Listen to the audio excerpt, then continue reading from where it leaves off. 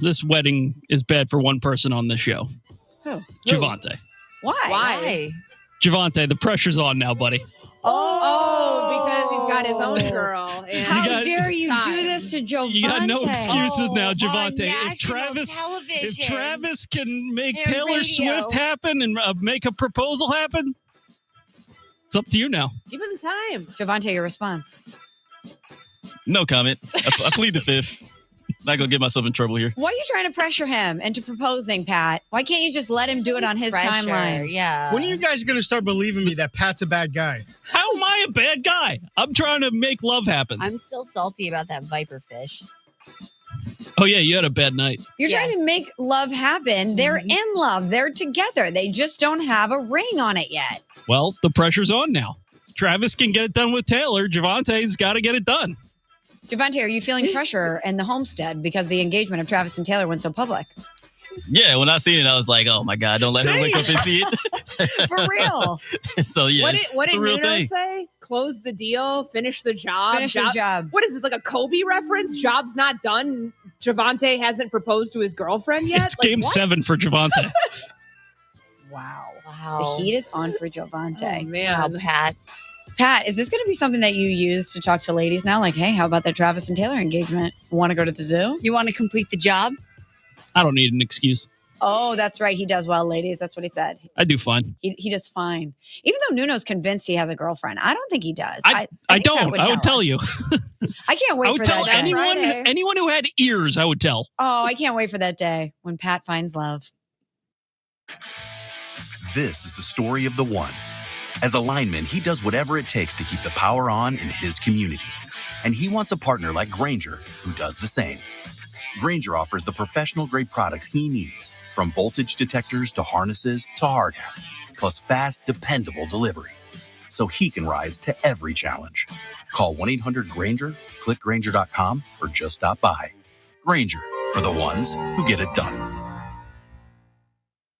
Your fantasy draft is here. The Smack Talk is starting, and this season, ESPN Bet is giving you more ways to ride with your squad. Introducing ESPN Bet Fan Center, where you can instantly link and bet on your fantasy teams right in the ESPN Bet app. An enhanced sports betting experience only from ESPN Bet, the sports book for sports fans. Download the app today. Must be 21 plus. Gambling problem? Call 1-800-GAMBLER. In New York, call 877-8-HOPE-NY or text HOPE-NY 467-369.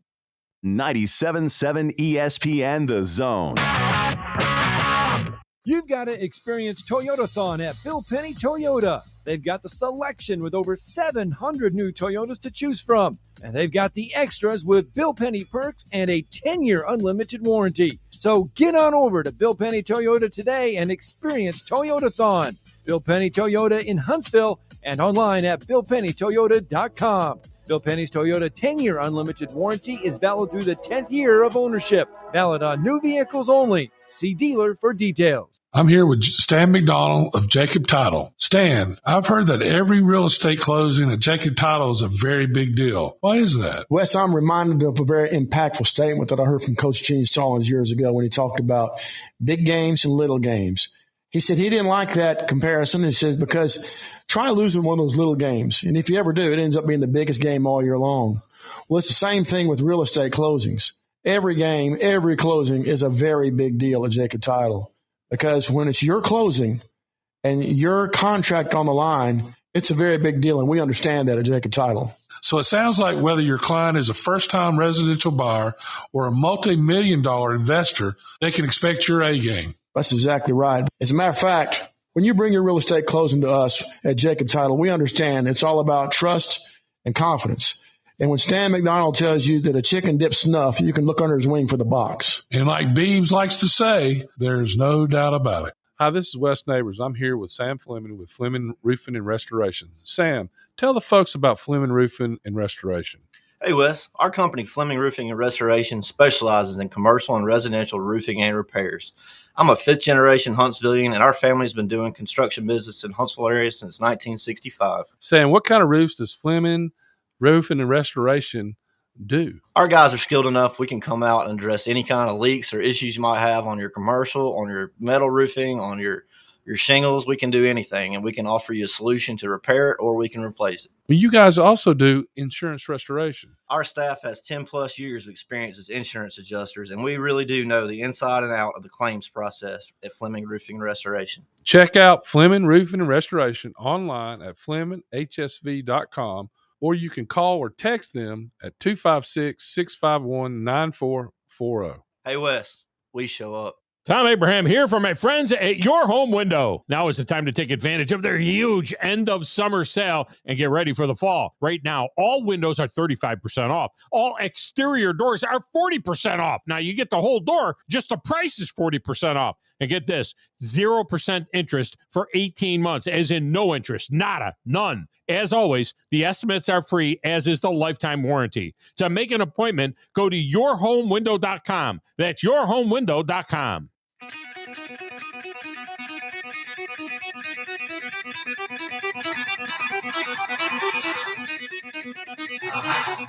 Welcome to Talkin' Ball with Scott Tyson and Drew DeArmond. Call into the Neighbors Wealth Management Hotline now, 256-576-4977. That's 256-576-4977. Now, here's Scott and Drew.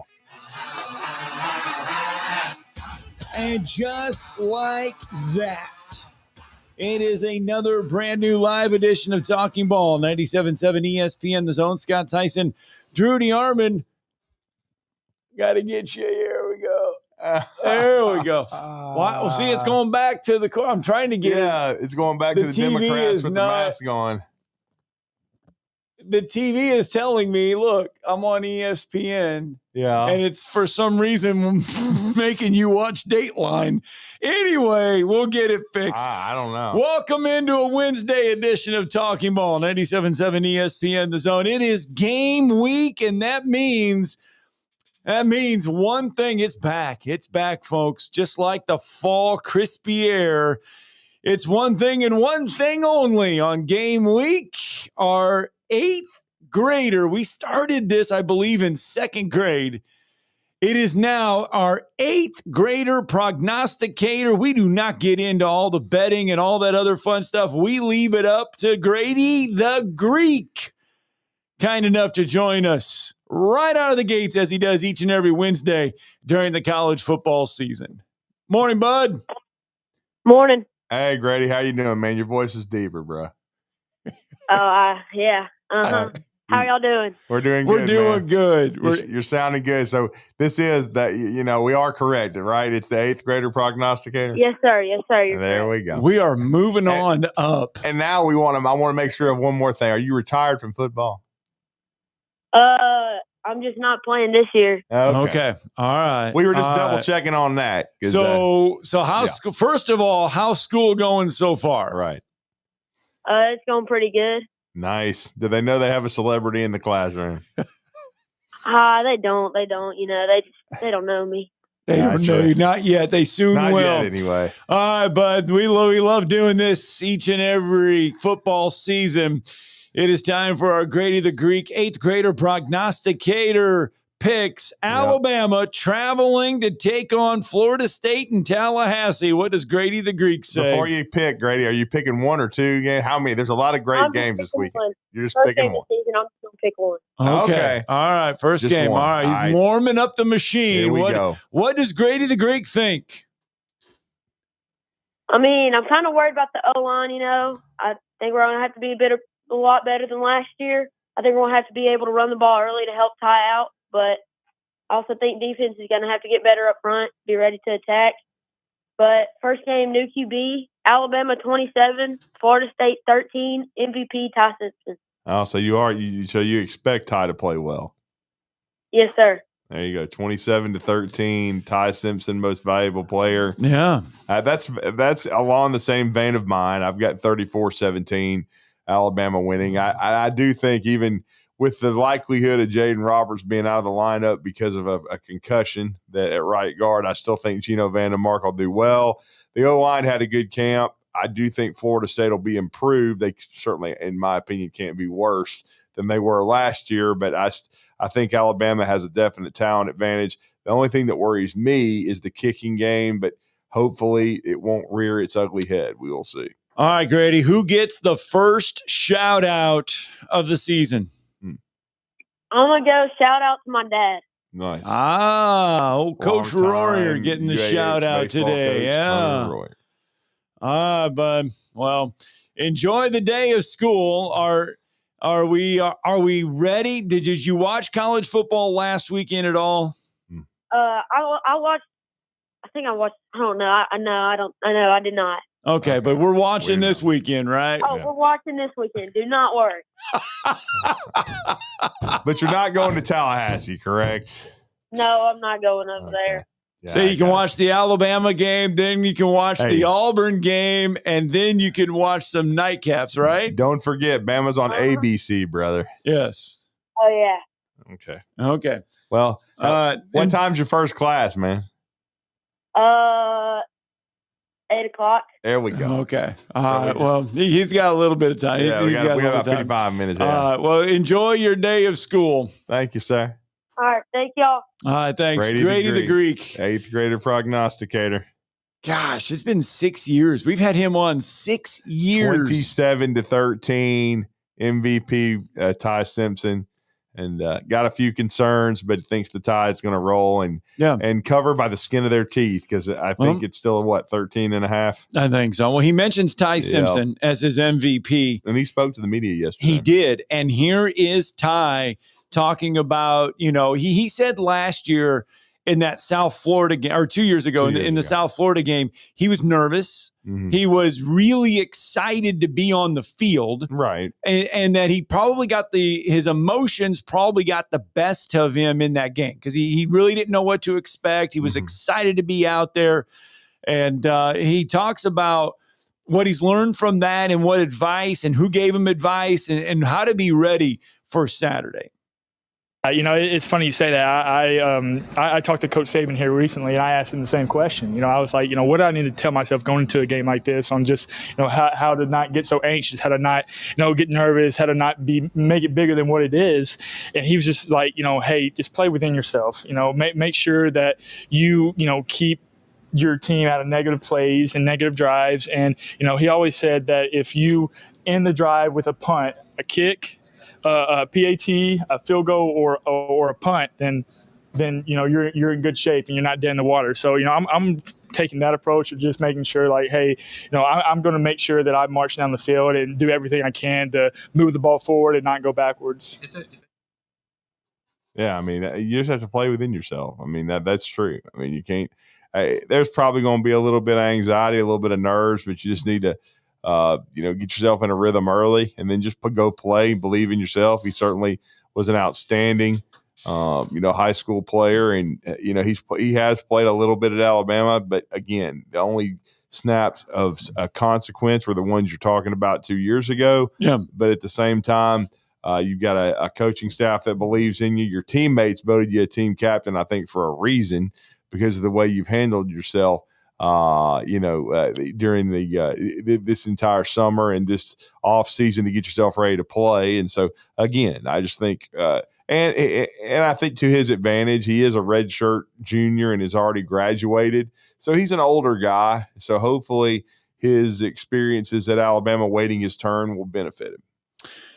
256-576-4977. If you would like to join the program this morning, I have a surprise for you. Oh, really? I do.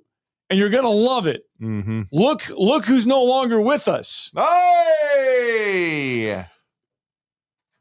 Look at that. Look at that. I walked in this morning and Baghdad Bob has been retired. Really? Yeah, he's not here. Right. He's not, is he? Crazy, man. Yeah. I ain't got my schedule with me, though. Feel naked. Well, we can get you covered. Yeah. We can get you covered on that one. I think it's at home, because we were at UNA yesterday. And by the way, shout out to Benjamin, and all those guys over there. They did an outstanding job hosting us and giving us access to the outstanding athletic staff over there and all the great head coaches. And by the way, shout out to Tony Pujol. Congratulations to Coach. Right after, we get in the truckster and head back home, UNA announces a 5-year contract extension. I guess that's what happens when you reach the finals of your conference tournament for the second time in about 5 years? Yeah. So see, Brody, could you go to the printer? Yeah. We have efforted a printed schedule for Drew. Since he forgot his college football schedule at home, we'll reprint you a new one because we can afford paper now. But we do have your college football schedule ready to go for week 1. But yes, Baghdad Bob, no more. You should not have static. You should not have a problem anymore. So is he retired for good, or did you just switch it out? No, I walked in here this morning.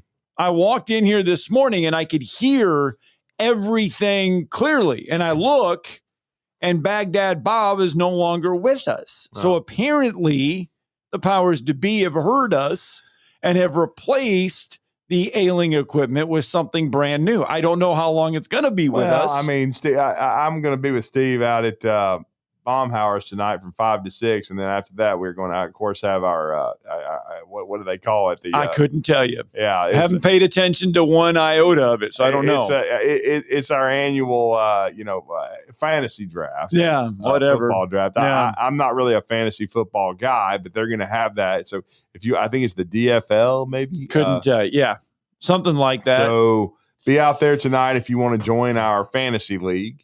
No doubt about it. You can come out to our great sponsor at Baumhauer's Victory Grill. Steve and I will be on from 5 to 6.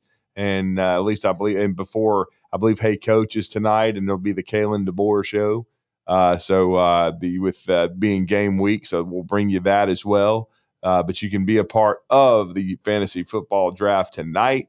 NFL will be starting a week from, I guess, tomorrow, because I think they always have a Thursday game, but then your first full weekend will be that coming Sunday as well. So we look forward to that. But yeah, we looking forward to football getting cranked up. We've got a full slate of high school action starting up on Friday, and Scott will be busy yet again. And by the way, if you want to hear his his voice over the intercom there, or what, I don't know if you really call it that. I'm just saying. I'm in middle school.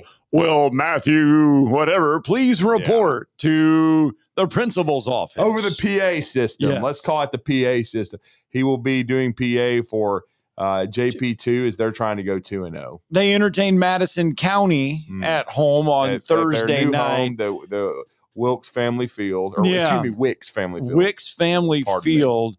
There's a couple games. You look at the high school level, there's a couple of them on Thursday. Florence will host Muscle Shoals. Florence they had a tough one in their season opener. They were at Brawley. I believe it was Hillcrest, Tuscaloosa on Friday of last week. Speaking of that, that's where Sparkman will hit. And Hillcrest came in, and I don't know. Hillcrest either played really, really good in their week 0 matchup, and Florence kind of struggled, or I don't know what Florence has. Hillcrest is good. I mean, they have multiple Power 4 players, and coached by Jamie Mitchell. They're really good. So that was a tough opener for Kenny Morrison and Florence. So so we'll see. And now they have a very tough week 1, because the last week was considered week 0. Yep. As we know, Muscle Shoals is coming off of a thrashing of Gadsden City. Yeah, and Must Florence will be at home at Brawley Stadium. Other games at the state list on Thursday is Fife will host Pisgah on Thursday. Yeah, and Fife's coming off a tough one. I believe they lost to Maplesville. So yeah, that was part of the kickoff classic down there in Montgomery. That's a couple of small school powers, Maplesville and Fife, and we'll see if Fife can bounce back. All right, 7:13 here on a Wednesday morning. We're going to talk more high school football at the top of the 8 o'clock hour, because Brick Pugh will join us as we will crown this year's first 97.7 ESPN The Zone Bryant Bank Team of the Week. And right before the show, I was kind of trying to figure out the numbers, because Grady the Greek has been with us for 6 years now. Bryant Bank has been with us for about that long for our Team of the Week. And I was trying to add up just like how much Bryant Bank has contributed just to the local schools through our team of the week. Now, they have done a lot more for, going out in schools asking Bryant Bank for donations or for help. They've done a lot of stuff with that. And I'm talking just for our team of the week. And Bryant Bank has wrote a check for over $30,000 just through our team of the week for us. And we will hand out another team of the week this morning at 8:00 when we do Brick Pugh from Clements. But Bryant Bank writes checks they've been contributing to local schools. And so we could not do this without them. They are back with us again this year. So we will have another full year of our Bryant Bank team of the week. So happy to have them with us as well. No question. All right, let's get a break in. When we come back, we'll continue that college football conversation. Got to hear from Hugh Freeze as well as Steve Spurrier on the 9-game conference schedule. All that and more coming up next.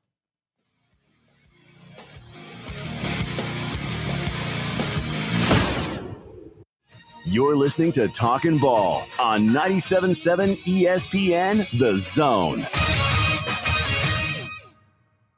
We are a championship school, and school is in session. Makes the catch, makes them bang into each other, stays on his feet, breaks the tackle, scores! Join us Saturday, August 30th as the Crimson Tide open the 2025 season in Tallahassee against Florida State on your home for Alabama football. Your home of the Alabama Crimson Tide is 97.7 ESPN The Zone.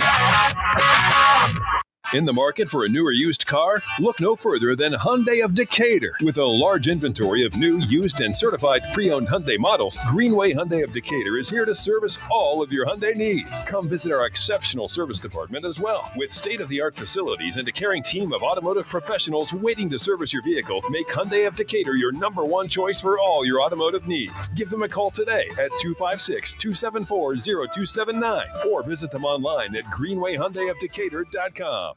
Worried about market losses? If headlines are keeping you up at night, it's time to take control. Hi, I'm Jeff Jr. with Trajan Wealth, and I know you've worked hard to save. But in times like these, what if can turn into what now? If you're planning to retire or are in retirement, you need a strategy that helps protect your future. At Trajan Wealth, you can capture market gains, protect your account from losses, and guarantee income for life. Right now, you could receive a bonus of up to 30% or annual growth of up to 10% for retirement income. You heard me right. An upfront bonus of up to 30% or annual growth of up to 10%, all guaranteed to boost your lifetime income in retirement. Don't leave your future to chance. Plan with confidence. Call Trajan today at 256-208-9000. Annuity guarantees are based on the claims paying ability of the issuing insurance company, DBA, in most states as Trajan Wealth Insurance Solutions. Tom Abraham here from my friend Mike Owen at Owen Home Appliance Center. You know it's hot outside, so cool down with an upright or chest freezer in stock at Owen Home Appliance Center. And don't let those beverages get hot. Get an under-counter ice machine with a built-in pump for just $12.99. Or how about a fridge out by the pool or in the garage for extra cold drinks? You can get a scratch and dent 18 cubic foot refrigerator for just $349 while supplies last. Go to owenappliance.com to learn more. That's owenappliance.com. Since 1983, Berkshire Hathaway Rise Real Estate's Ann Adams has been your local go-to real estate expert in the area. As a buyer, you can trust Ann's in-depth knowledge of the local housing market to narrow available properties down to those you'll be interested in, saving you time when shopping for a new home. When you're ready to sell, Ann's expert negotiation skills will ensure you get a fair price and hassle-free experience. Call Ann Adams today at 256-337-2625 or email annadamsrise@gmail.com. The Blitz with Joe Hunk and John Abraham. Weekday morning starting at 9 a.m. on 97.7 ESPN The Zone. Drinking and dreaming, knowing damn well I can't go.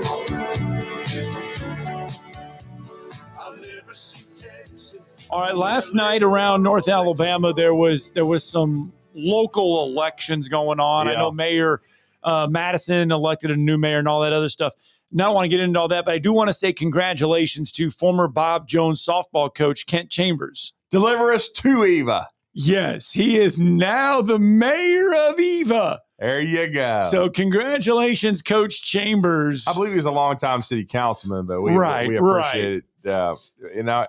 Coach will be at the very least, and it's very unique. He's had his one teaching and coaching job at Bob Jones for many years, and I believe 40 years, and he's going to decide what he'll do long term after this school year. Right. But certainly as he takes over the mayoral duties, but he won in a landslide from what they tell me. But congratulations, Coach. I don't know how many votes there was, but go. Congratulations, Coach Chambers. He's very well deserved, sir. Yes, very well. Now it's Mayor Chambers. Every time we see him, yes, it's Mayor.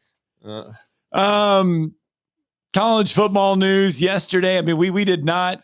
But yeah, again, you said it. We were over in Florence yesterday with UNA, so we did not get to, kind of hear from the coaches. We just heard from Ty Simpson, the all-Alabama quarterback that'll make his first start Saturday in Tallahassee. Hugh Freeze was asked on Monday about what he thought and what he's seen from Jackson Arnold so far in practice, and just what the quarterbacks are going to have to do Friday on the road at Baylor. Jackson, I think, is progressing every practice, and I'm excited to see him go and compete in our mock game that we had. I thought his decision-making was really good. I wish he'd hang in the pocket a little more and go through his progressions, and we're working on that with him. But at the same time, he's an athlete that creates some things too when he does escape the pocket. And so you have to balance that as a coach, I think. But he made good decisions. We've got to make sure, again, that we're not doing too much where our receivers, we want them in the right spots at the right time, and making sure, because I think we're athletic enough there to win. Just be sure we're not making stuff up, on a given play because you think you see something, or just do what the play is designed to do. And I think we're good enough there to win and get open, and that will help our quarterbacks. It'll be interesting, how we protect in this game with all the different exotic blitzes that they have. We've got a good plan for that, I think. But Jackson is, I'm pleased with his progression. Also pleased with Deuce and Ashton. Deuce in the mock game the other night was 7 for 7 and looked like nothing fazed him. And again, I know it's not against Baylor, but he was very accurate, stood in the pocket, threw the ball, and was really impressive. And Ashton did some really nice things also. So, but pleased with where Jackson's at. Excited to see him go and see what he does under the lights here Friday night. Well, I mean, he's going to be key. They need him to play well. And, the bugaboo last year for Auburn in their 5-7 season was turnovers, because their defense in many cases was good enough to win, but offensively they weren't efficient enough. They did run the football, I think, well enough in most cases to win, but the passing game was just too hit or miss, and then key turnovers at disastrous times, and kind of sealed Auburn's fate in a lot of ways. So it's going to be interesting to see how they do against Baylor. And later in the show, in hour 2 at 8:30, we're going to catch up and talk some Baylor. I don't know a damn thing about them, to be honest with you. They're from Waco. Except I know Dave Aranda, because he was, of course, defensive coordinator at Wisconsin and then at LSU for Ed Ogeron. And he's been at Baylor, now for a few years. He's reached a New Year's Six bowl. I believe he has won a Big 12 championship, with the what. But he's, I don't know a ton about his squad going into this year. I know they've got some talent back, but we wanted to bring in an expert, and we're going to bring in Locked On Baylor's Cam Stuart, and he will give us the preview of the contest on Friday night from the Baylor perspective later in the show. By the way, you talk about those Auburn turnovers real fast. You mentioned those. Last season, Auburn, by the way, threw 13 interceptions. They fumbled 15 times and lost 9 of those fumbles. So that is, to your point on the Auburn turnovers right there. I was just looking at Baylor, by the way, because you were like, I don't know much about them. Well, I mean, they've won conference titles. Yeah. In the 13, 14, and 21 seasons. Oh, yeah. I mean, they've had success. No question about it. They were in the Southwest Conference until 96. Yeah. That's when they joined the Big 12. Art Briles did a great job there. I mean, before they ran into the NCAA trouble and had all the issues off the field. I mean, they've won in the recent past, but just don't know a ton about them. Don't see a lot of Baylor, and so it's going to be an interesting matchup with the Auburn Tigers. And we want to bring in someone that has studied them, knows their roster very well, and can educate us on that. They have not finished. Baylor has not finished inside the top 25 since the 2021 season. Yeah. So that's why a lot of people think and believe that this is, if Dave Aranda, if the ship goes awry, that this will be it for Dave Aranda. It could be. I mean, I know a couple years ago he had a bad season, and they improved a year ago, but they were, there was thoughts that, he was definitely on the hot seat, but we'll see what happens with Dave Aranda, and he's definitely a great defensive mind. And, some people think Baylor's a dark horse contender for the conference championship. And if they are, then they should have a good shot to beat Auburn at home. But I like this Auburn roster and the opportunity that they have. They have 1 Heisman Trophy winner and 1 Pro Football Hall of Fame member. I can name both of them without a problem. The Heisman Trophy winner, I think a lot of people can name. Yeah. He had 1 good year in the pros and then spent the rest of his career as a backup after an injury. Robert Griffin III. Yes. Again, with the Art Briles, he got hot, and I believe it was 2013, and he won the Heisman Trophy. 11.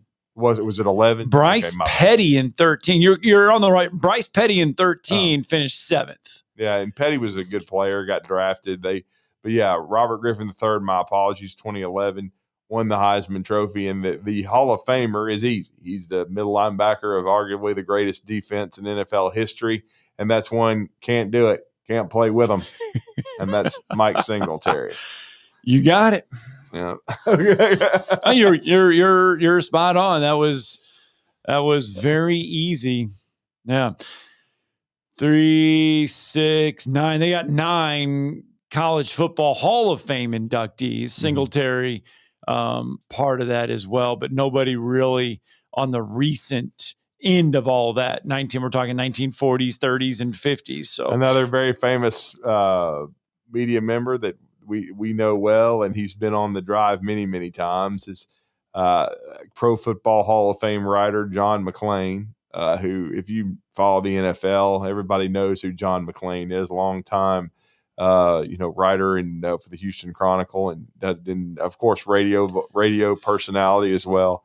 No one more well versed in football, but he's a Baylor grad, so very proud. All right, well, we need to turn our attention to Alabama and Florida State. They will kick off on Saturday. 97.7 ESPN, The Zone will be your home for that game.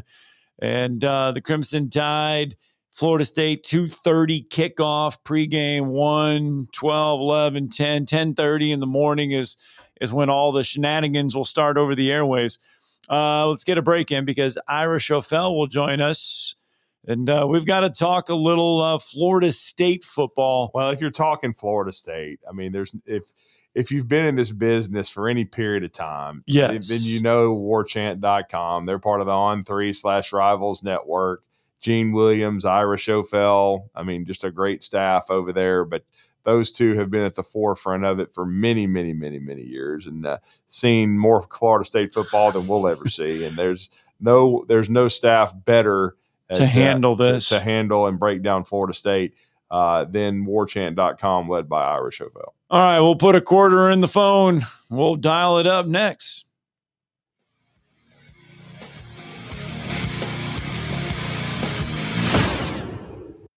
You're listening to Talkin' Ball on 97.7 ESPN, The Zone. Your Fox 54 weather, brought to you by Tellini's Italiano. I'm Chief Meteorologist Jordan Dressman. A mostly to partly sunny sky this afternoon. Temperatures climbing into the upper 70s and lower 80s, dropping into the upper 50s, lower 60s as we head into the overnight. More cloud cover for you Thursday afternoon. Scattered showers and thunderstorms are going to be possible across the Tennessee Valley. Once again, temperatures going to be on the cooler side, upper 70s and lower 80s. Your Fox 54 weather, only on 97.7 ESPN, The Zone. By now, you know about Eagle Masonry and Insulation, and maybe you know that Eagle also does landscaping and dirt work. But how about after paint work? Shower doors, shelving, and mirrors, all taken care of by Eagle, the same Eagle that takes care of all your masonry, insulation, and landscaping needs. Eagle brings the same level of expertise to all these disciplines, and they're ready to provide you with a free quote. The website is the same, insulatewitheagle.com, as is the phone number, 256-755-1556. Give them a call and see what Eagle can do for you. Eagle saves you time. Eagle saves you money. Your customers deserve the best, and so do you. You invest in your customers with your heart, soul, and skill. Well, it's time to invest in yourself with the next generation Cat 255 compact track loader from Thompson Tractor. After all, those who give their best deserve the best, and this machine has it all. With features that include a more powerful engine, tri-axle truck loading capabilities, a spacious cab, and a smooth ride for all-day comfort. Best of all, now Thompson Tractor is making that investment even better with our Workhorse Special. Get 0% financing for 36 months on the purchase of a new Cat 255 compact track loader that comes with a 3-year warranty. You also get a 74-inch bucket and 1,000-hour filter kit. Due to popular demand, this offer is extended through September 30th. Visit ThompsonTractor.com for details. Thompson Tractor, we're here for you. At Mr. Sparky, we're America's on-time electrician. Flickering lights and hot switches can be annoying, but they can also signal a major problem, or worse, an electrical emergency. So play it safe and leave it to the experts at Mr. Sparky. Trust our team of professional, clean, and friendly electricians. We'll get it done right and get it done safely. You don't have to put up with any malarkey. Call 888-8-SPARKY. Independently owned and operated, licensed in the respective state or county. SportsMed is the official team physicians of the Rocket City Trash Pandas. And if the pros trust SportsMed, you can too. SportsMed provides every service you might need for complete orthopedic care, specializing in orthopedic surgery, sports medicine, joint replacement, spine surgery, neurosurgery, and podiatry. And they offer their own brace shop, in-house full-body MRI, physical therapy, walk-in clinic, and so much more. 4 locations and on the web at sportsmedalabama.com. Specializing in simple and affordable rentals, McCurry Van and Car Rental can make sure you have just the right vehicle for your next family vacation, weekend getaway, or if you just need transportation while your vehicle is being repaired. McCurry carries Ford Transit vans and Mercedes Sprinter vans, trucks and work vans, and more. And they offer discounted rental rates for long-term rentals. Now with 4 locations: Athens, Muscle Shoals, Coleman, and Huntsville. Log on McCurryRentals.com to make your reservation now. That's McCurryRentals.com. The Atlanta Braves. 2 balls, 2 strikes. Here it comes. Line shot. Left field. Around third base. Albies. Here's the throw from Lux. Not in time. Braves win as the rookie walked it off in 11 innings. All season long on 97.7 ESPN, The Zone.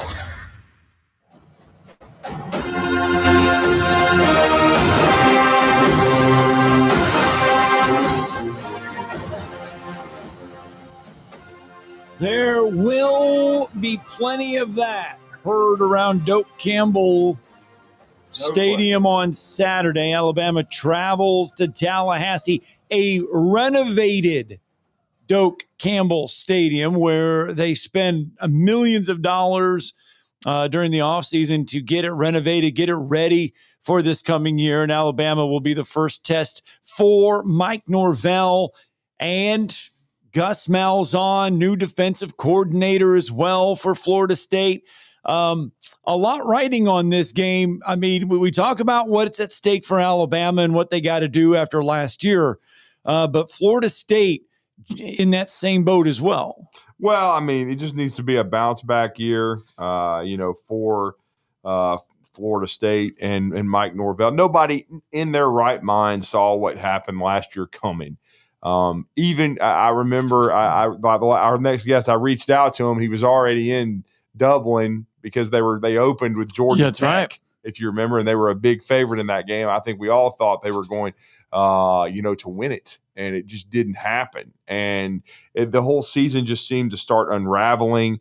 Like a boulder downhill. They never could get it turned around.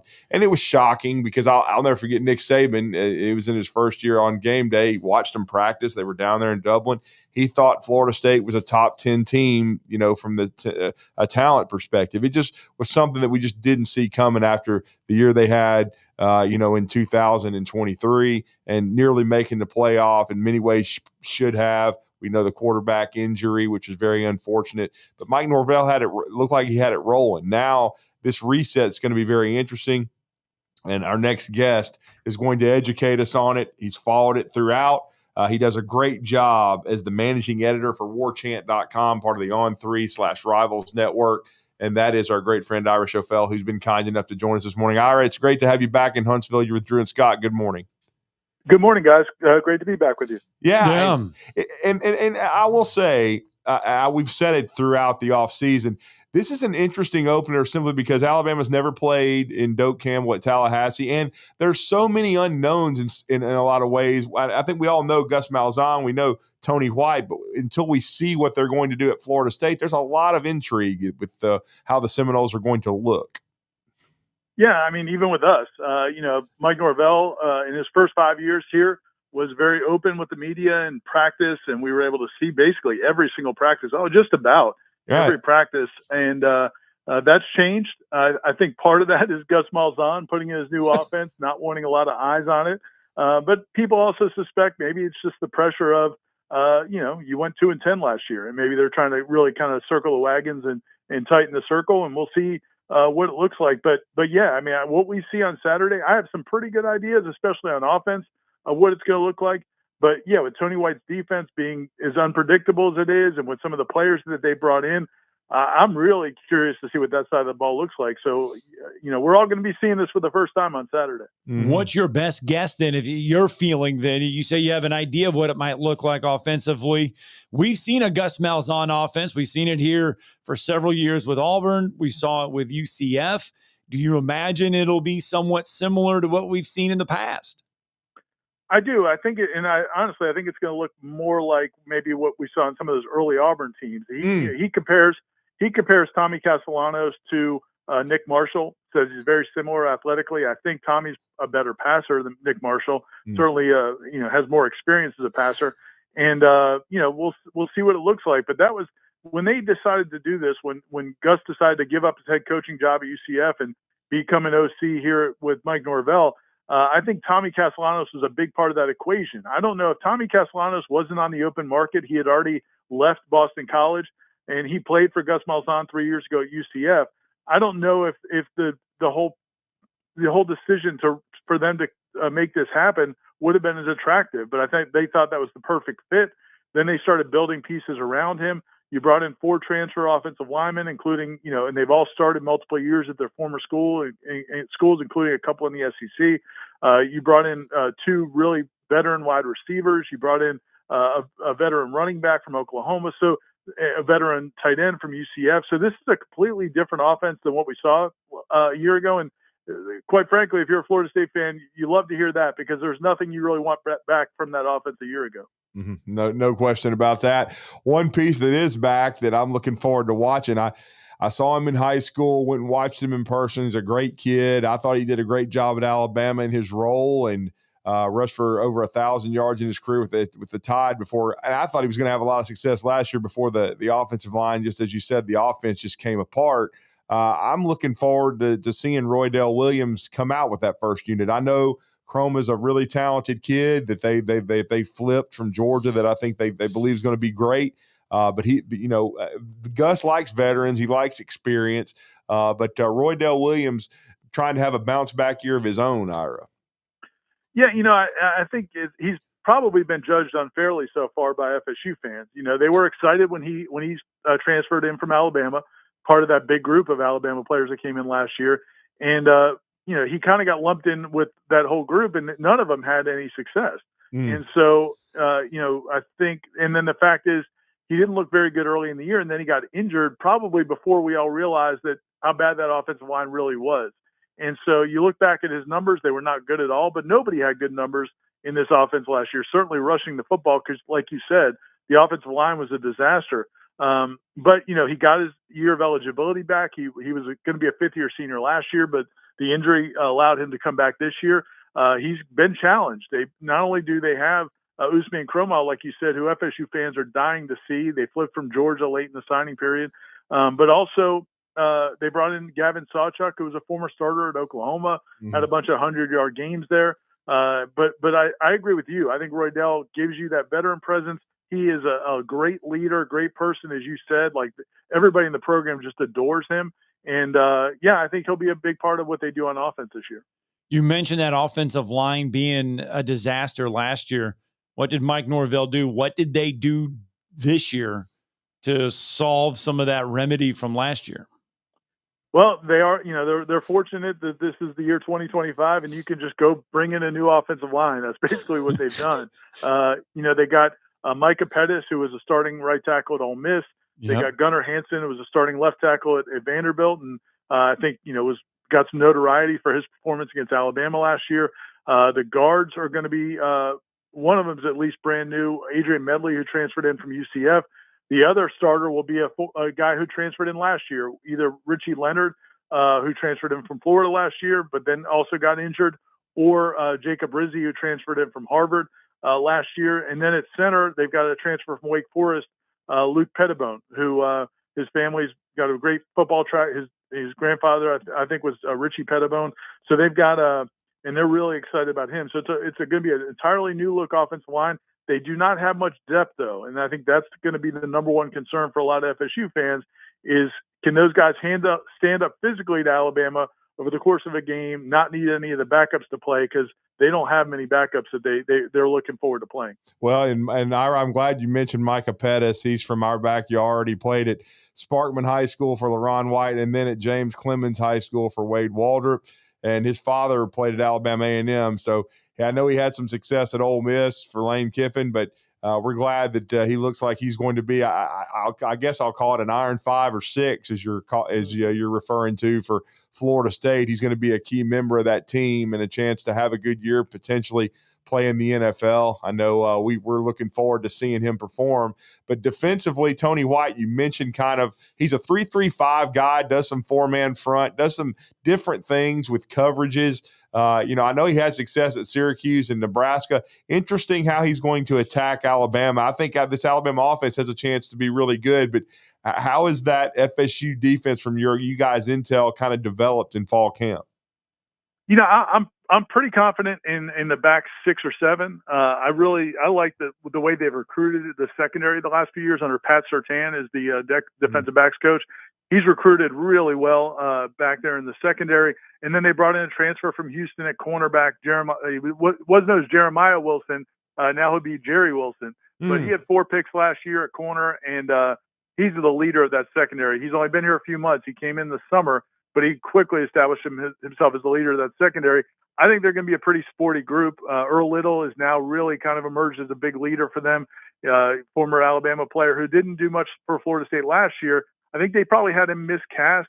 Coming out of high school, people weren't sure if he was a corner, or a nickel corner, or maybe a safety, and he's really settled in as a rover now, which is kind of a safety that plays in the box a lot. They love his physicality.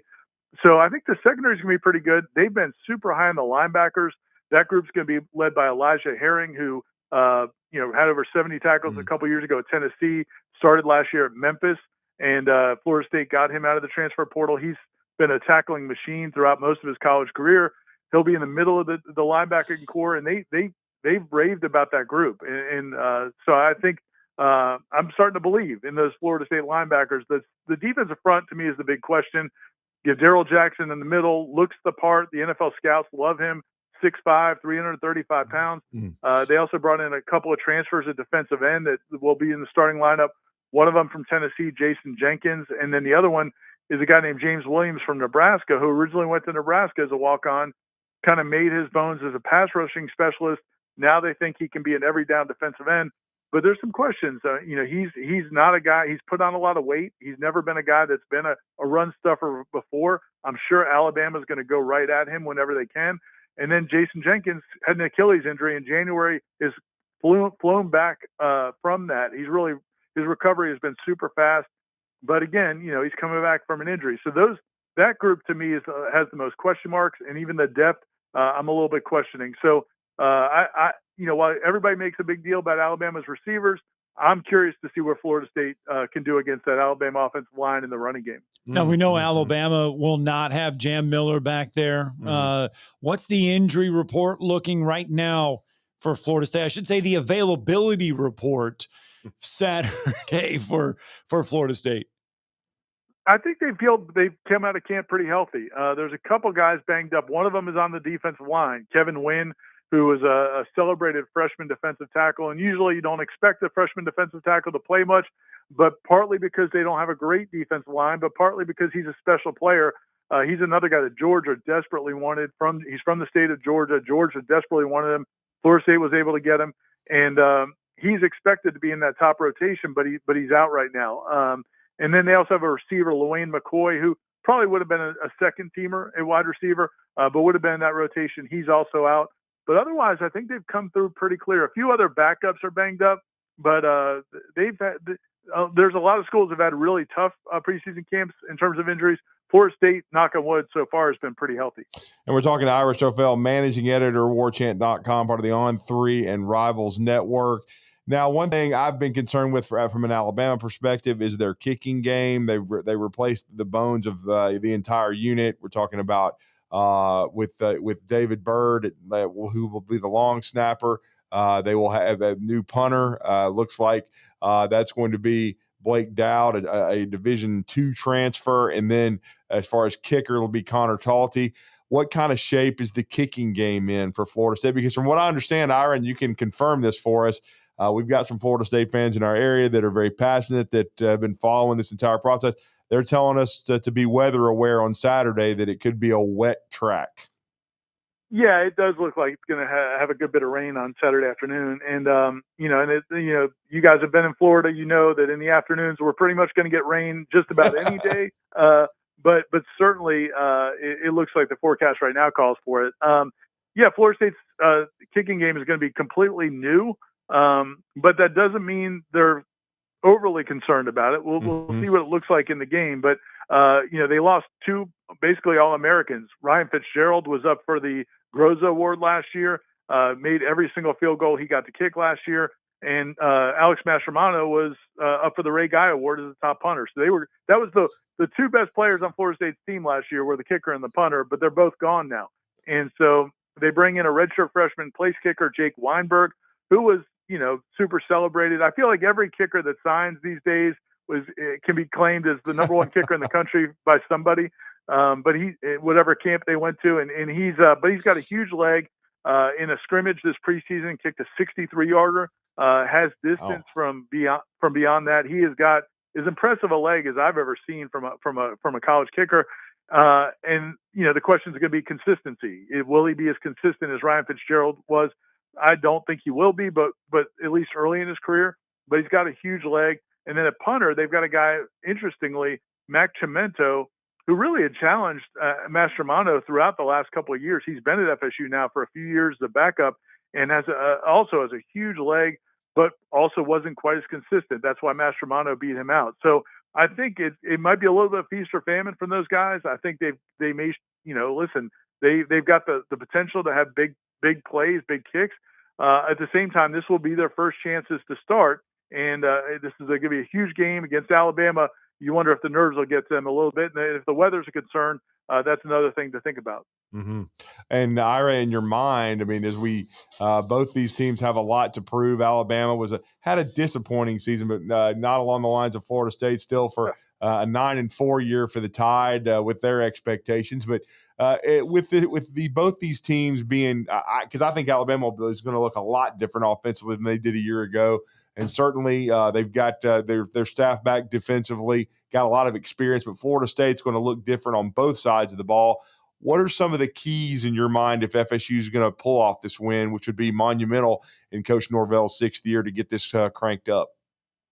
I mean, I think the number one key on defense is they've got to just be able to slow down the running game. I think that if Alabama has to play it honest, I think Florida State can, their secondary can play pretty well. I think their linebackers can play pretty well, but if they've got to start bringing up guys to slow down the running game, I mean, what are you going to do with those receivers? It's just going to be a nightmare. I just don't see how they can do that. If they can stay and play those coverage schemes you talked about with Tony White and play a lot of zone and mix things up and bring pressures and, be unpredictable on defense, then I think they've got a shot. They just can't be in a situation where they got to start manning up with those Alabama wide receivers.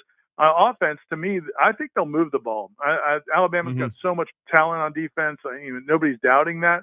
But I do think Gus Malzahn, what he does, he's got an entire offseason to plan this out. He's got some weapons. He's got some really nice pieces. I think they're starting to feel pretty good about the offensive line. So I think they'll move the ball. But can Tommy Castellanos give you the big plays without making the big mistakes? To me, that's going to be the big question. He had a ton of turnovers 2 years ago at Boston College. They cut that back last year, but he also cut back a lot of his production. He didn't run the ball as much. He didn't take as many chances. He took more sacks last year as well. So I think that's going to be the key. Can he avoid the huge sacks that change the game from a field position standpoint? And can he not have the turnovers? If he does those things while still giving him some plays, I think Florida State's offense will have a decent chance. Yeah, what's going to intrigue me, if there is quite a bit of rain, which quarterback can throw a wet football and handle one, because you never know in these situations. Yeah. Castellanos, though, does have the most experience, no question about it. Well, we look forward to the contest, no doubt about it. Florida State, Alabama in Tallahassee, 2:30 on ABC, 3:30 Eastern time. Ira, you guys do such a great job. I enjoy your content, especially on YouTube, watching it each day. We appreciate it. Let everybody know how to follow you, sir. Thanks a lot, man. Yeah, warchant.com. We're part of the On3 network. So if you're on Bama Online, certainly you can read all of our content. You can even read the message boards. And then we're also on YouTube, as you said, the War Chant. Go to War Chant. We've got all the interviews, we'll do analysis, breakdowns of different positions and the matchups. And then also, we have a special going on right now. If you are not a subscriber to On3 or warchant.com, if you sign up for $1 for a week, you get and if you get the annual subscription, you get a free annual subscription to The Athletic. So we appreciate that. And I just want to say safe travels to everybody that comes on over, because the weather could be a little dicey, and we just hope everybody gets here and gets back in safe fashion. Thank you, sir. Is there one place Bama fans need to eat at, though, in Tallahassee? Man, there is. I would say this. There's a pizza place that I love called Momo's, where it's their saying is slices as big as your head, and they are huge slices of pizza, like a lot of college towns. It's really good. If you're looking for a fancy place, I really like not fancy, but if you're a nicer place, Table 23 is a really good restaurant, kind of in Midtown, not far from campus at all. We got a lot of Bama fans heading that way, so we just want to make sure we guide them in the right direction. Thank you, Ira. Thanks, guys. Take care. All right, let's get a break in. Yeah, they've got gnats big as as big as your head too. Yeah. I was watching them after practice one day. They were swatting. They had to cut it short because there were so many gnats out after practice. But yeah, man, it's going to be a heck of an environment, and it's interesting with the education Ira just gave us with Luke Pettibone. I started connecting the dots, and then I looked at his bio. His brother, Richie Pettibone, his older brother, played at Alabama and then went to Illinois.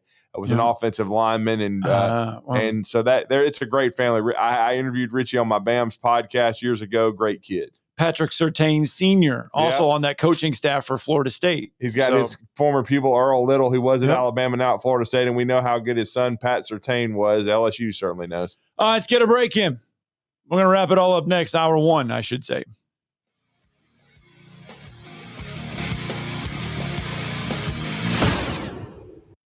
You're listening to Talkin' Ball on 97.7 ESPN The Zone. If hunting and outdoor recreation are your passions, it all starts with the right property. That's where I come in. I am Bo Butler with Southland Realty and Auction, a hunting and recreational land specialist and a Jackson County native who sees land through a hunter's eyes. Just as you trust your guide on a big game hunt, you can trust me to find the perfect property for you. Thinking of selling? Let me help you make your land attract buyers. Remember, Bo knows land. Call me at 256-609-0512. No representation is made that the quality of legal services to be performed is greater than the quality of legal services performed by other lawyers. A wise man once said, if you take care of old folks and children, everything in the middle will take care of itself. Hi, I'm Danny Aldridge, lawyer in Alabama and Tennessee. In the next 20 years, the number of those folks over 65 years of age will more than double. In our golden years, the most important goal is to be treated with dignity and have control over doing what makes you grateful with those you love. At the Aldridge Law Firm and the Legal Town Center, we're dedicated to help you with these goals, and we'll be there when life throws you those inevitable curveballs. Let us assist you with your legal needs, whatever they may be or become. You may reach us by phone at 256-534-3188 or online with Dan at danaldridgelaw.com. Just remember, we're here to help. Whether it's personal injury, wrongful death, fraud and cheat, or estate planning made complete, we're here to help. I'm here with Stan McDonald of Jacob Title. Stan, I've heard that every real estate closing at Jacob Title is a very big deal. Why is that? Wes, I'm reminded of a very impactful statement that I heard from Coach Gene Stallings years ago when he talked about big games and little games. He said he didn't like that comparison. He says, because try losing one of those little games. And if you ever do, it ends up being the biggest game all year long. Well, it's the same thing with real estate closings. Every game, every closing is a very big deal at Jacob Title, because when it's your closing and your contract on the line, it's a very big deal. And we understand that at Jacob Title. So it sounds like whether your client is a first-time residential buyer or a multi-million-dollar investor, they can expect your A game. That's exactly right. As a matter of fact, when you bring your real estate closing to us at Jacob Title, we understand it's all about trust and confidence. And when Stan McDonald tells you that a chicken dips snuff, you can look under his wing for the box. And like Beebs likes to say, there's no doubt about it. This segment of Talkin' Ball is brought to you by University Kia, the #1 volume Kia dealer in the state of Alabama. Located online at universitykia.com.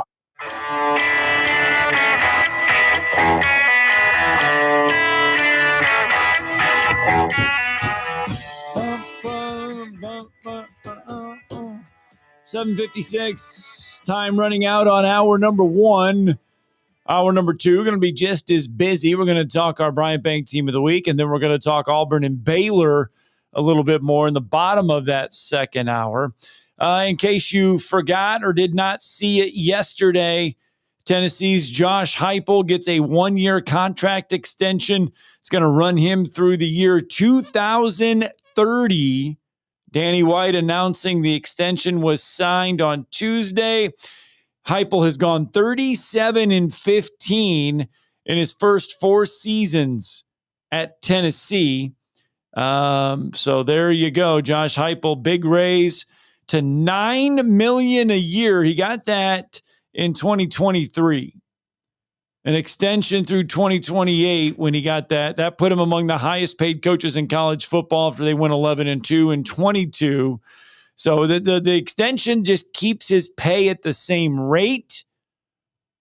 The big change of his doubling of uses of the university, he gets to use the private plane or a charter flight from 5 to 10 for 30 hours. So he basically gets to use the university plane a little bit more. So pay doesn't change. He just gets the jet a little bit more. Good.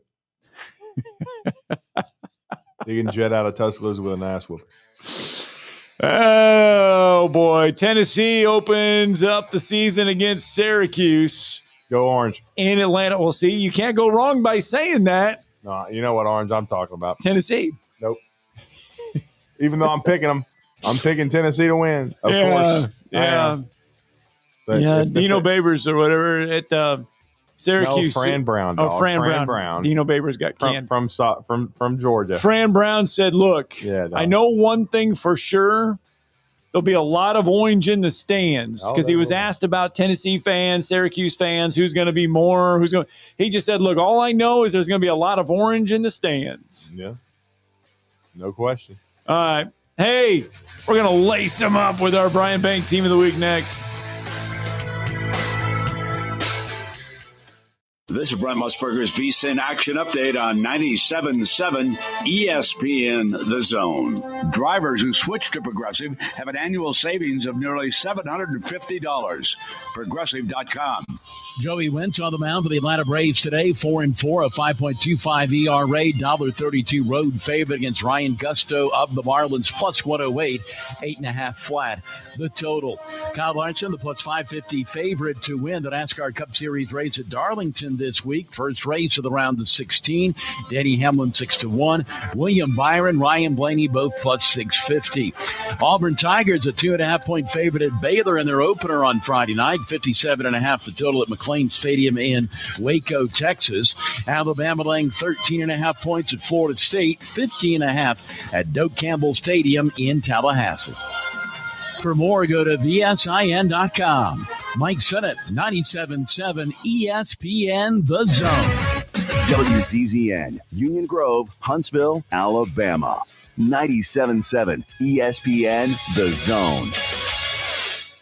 SportsMed is the official team physicians of the Rocket City Trash Pandas. And if the pros trust SportsMed, you can too.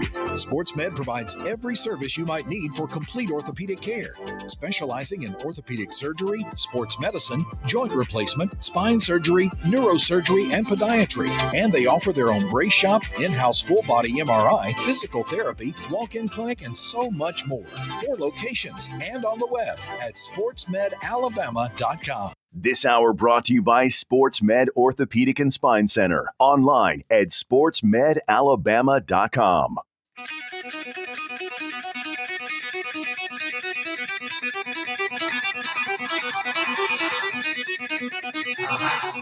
Welcome to Talkin' Ball with Scott Tyson and Drew DeArmond. Call into the Neighbors Wealth Management Hotline now, 256-576-4977. That's 256-576-4977. Now, here's Scott and Drew.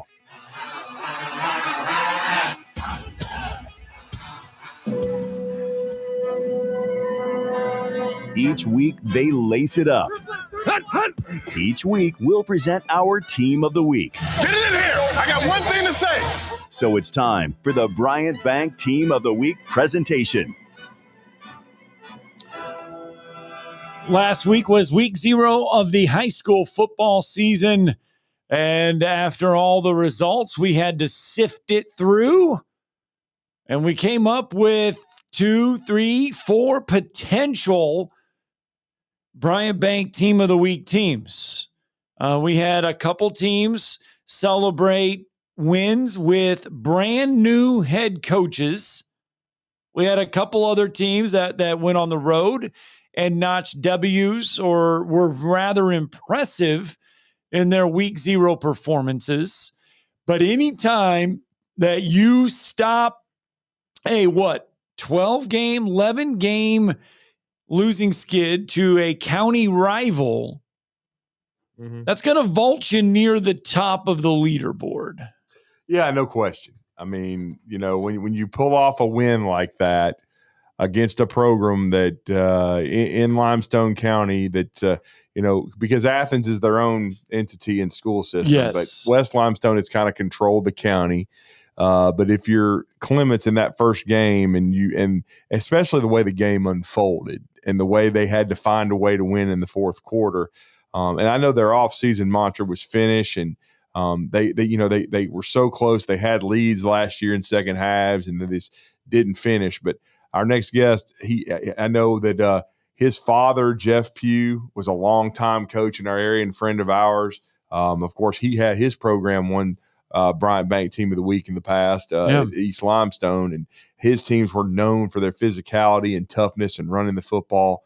And I think Brick Pugh is trying to build the same culture with Clements, and one of toughness and accountability.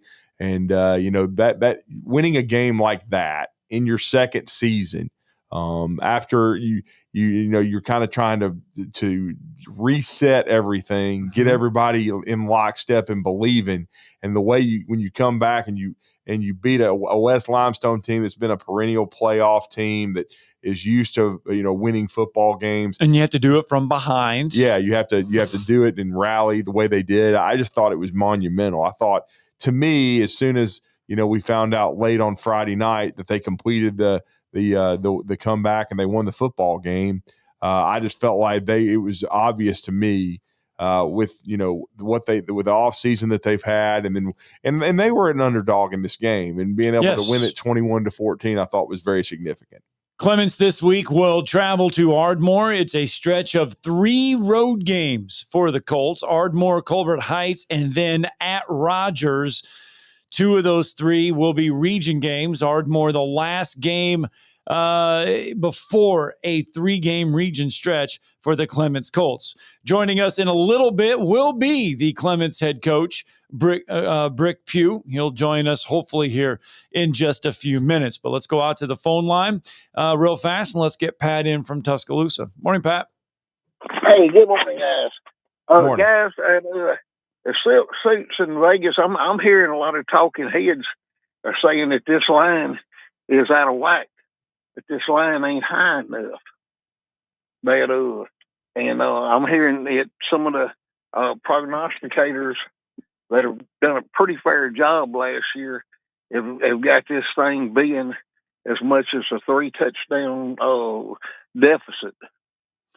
Josh Pate yesterday on his show, he thinks Alabama will win by 16, 17 plus. That's where Josh Pate is going with the Alabama-Florida State game. And I'm in lockstep with Josh now with On3 Sports and ESPN.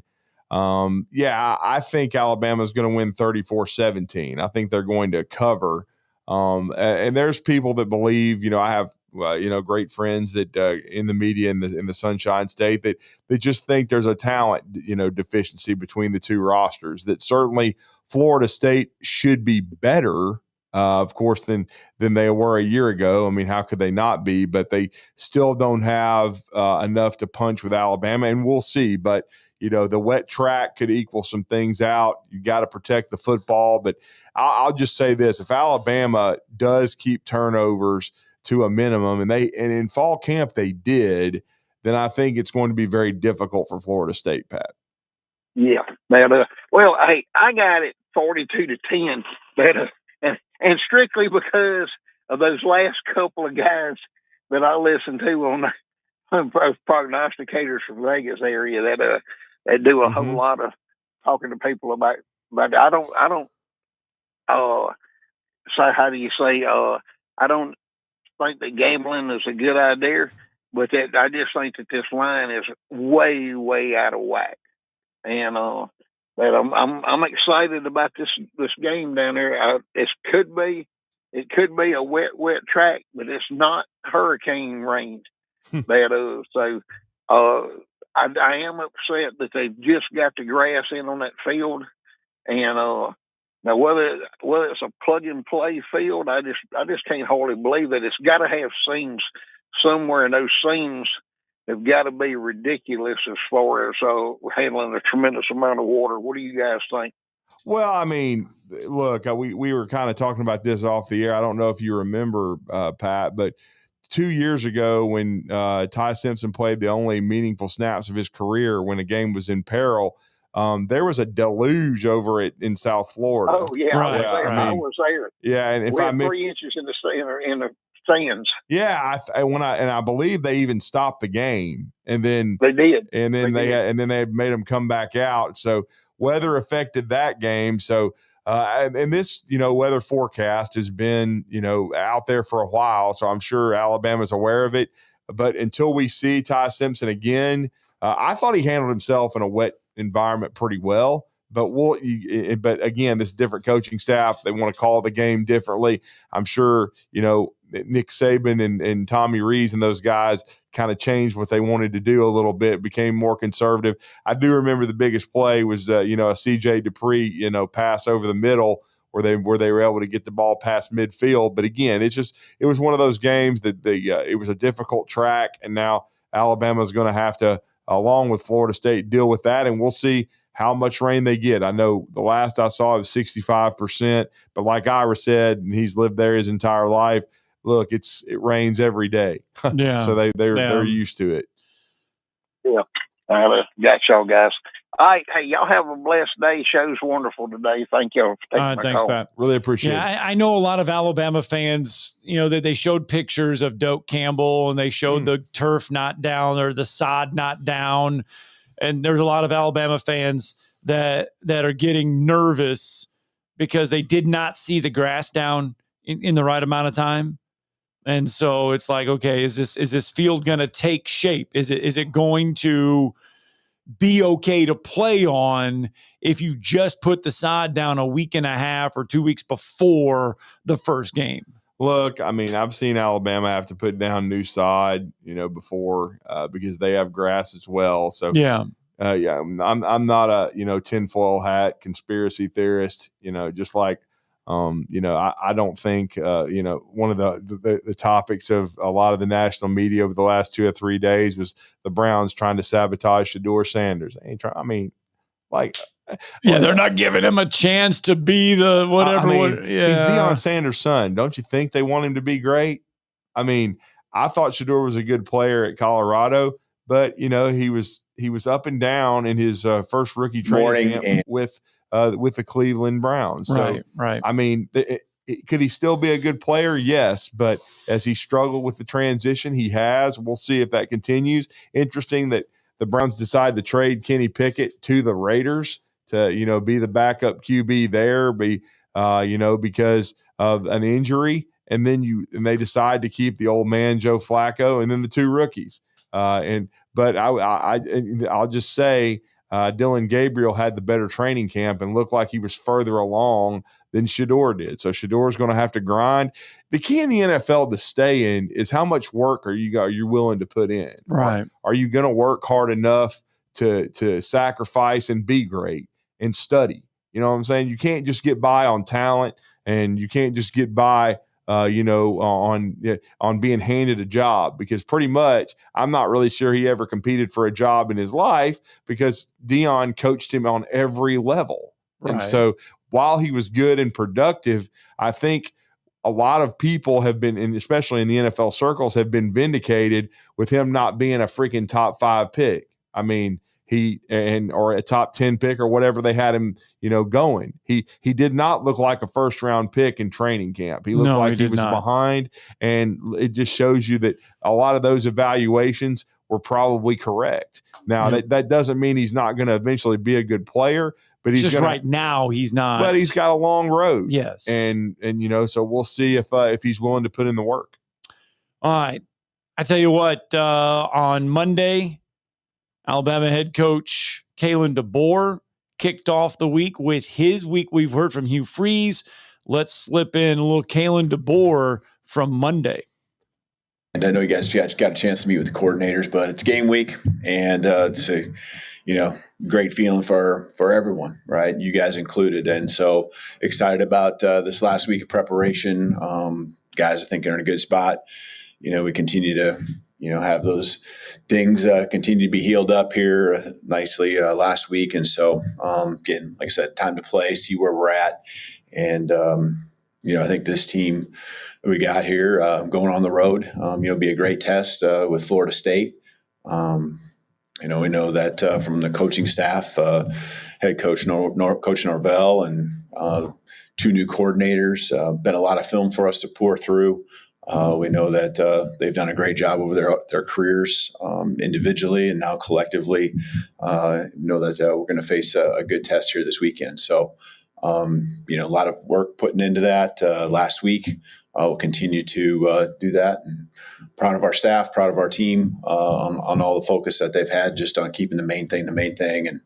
really taking it one day at a time, and I think there comes a point now where, you do have to start thinking, because we are so focused on the moment, that time now is coming, and this week should feel different. I think a little Kalen DeBoer from Monday as he met with the media. All right, 8:13 here on a Wednesday morning. Let's slip in a break, shall we? We've got more Talking Ball just around the corner. 256-576-4977.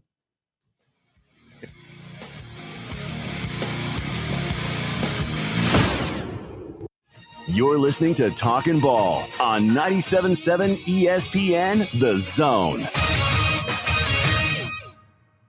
Eagle Masonry and Insulation. It's right there in the name. Eagle is your one-stop shop for block, stone, or brickwork, monument signs, and outdoor kitchens and fireplaces. Eagle also offers the finest craftsmanship and insulation, including fiberglass or spray foam insulation, and of course, insulation removal. Philip Love and his team have years of experience, bringing the region the best in masonry and insulation services. For more information and a quote, visit insulatewitheagle.com or call 256-755-1556. Eagle saves you time. Eagle saves you money. Mike Rowe here with a quick question. Have you noticed cracks in your drywall, chimney, or exterior walls? I hope not, because if you have, they could be indications that you've got a much bigger problem with your foundation. That's where AFS comes in, a groundworks company. They can honestly assess your situation and create a plan to stabilize your foundation. Schedule your free inspection at afsrepair.com/row. And while you're there, check out my latest dirty job. It's a good one. Licensed in all states where work is performed. See website for details. From heirloom diamonds to contemporary jewels, Loring & Company is the place to find something truly special. Whether shopping for a diamond ring for that once-in-a-lifetime occasion or marking a milestone birthday or personal achievement with a Rolex watch, you'll find just the thing in our edit of the world's most sought-after brands, including David Yurman, Roberto Coin, Marco Bicego, and Fopay. Expect a treasure trove of the world's most unique, even breathtaking earrings, rings, necklaces, and bracelets, making choosing just one piece a challenge in itself. Loring & Company Jewelers on Airport Road. Hi, my name is Dan Aldridge. I'm here to let you know about the Aldridge Law Firm and the soon-to-be-announced Legal Town Center. I've been practicing law in Alabama since 1984, and I also practice in Tennessee. And I'm from North Alabama, and I'm here to represent you and take care of your legal needs. For many of us, hiring an attorney is not high on the priority list, and maybe a little scary. But it's something that we all need at some point. So by all means, do your homework. And if you need representation for car accident, wrongful death, medical malpractice, nursing home abuse, or estate planning, or any other matter, just give us a call at 256-534-3188. And you can email me at Dan, that is Dan at danaldridgelaw.com. Dan at danaldridgelaw.com. God bless America. No representation is made that the quality of legal services to be performed is greater than the quality of legal services performed by other lawyers. It's the Ford Summer Sales Event at Woody Anderson Ford. Hey folks, Bobby White back again, and I'm here to tell you now is the time to get the Ford you've been thinking about. From zero down leases to 0% financing, we've got it going on this summer. Woody Anderson Ford has financing as low as 0% for 48 months, plus zero down payment, plus zero payments for 90 days, plus 2-year, 25,000-mile complimentary maintenance. You can choose a 2025 Escape, F-150, Explorer, or a Mustang. Or how about zero down lease, $499 a month for a 2025 Explorer, F-150, or Bronco, and just $399 a month for Bronco Sport, Mustang, and Escape. Again, these are zero down with complimentary maintenance too. This is a 36-month lease with zero down, zero security deposit, just tax, tag, title, and your good credit. These offers end 9/2/25. It's our Woody Anderson Ford Summer Sales Event, so hurry on down. I'm Bobby White, and I hope to see you soon. This will turn journalism on its ear. Watch our stream on WZZN TV on Twitch and YouTube. But you are the greatest hero in American history. We are 97.7 ESPN, The Zone.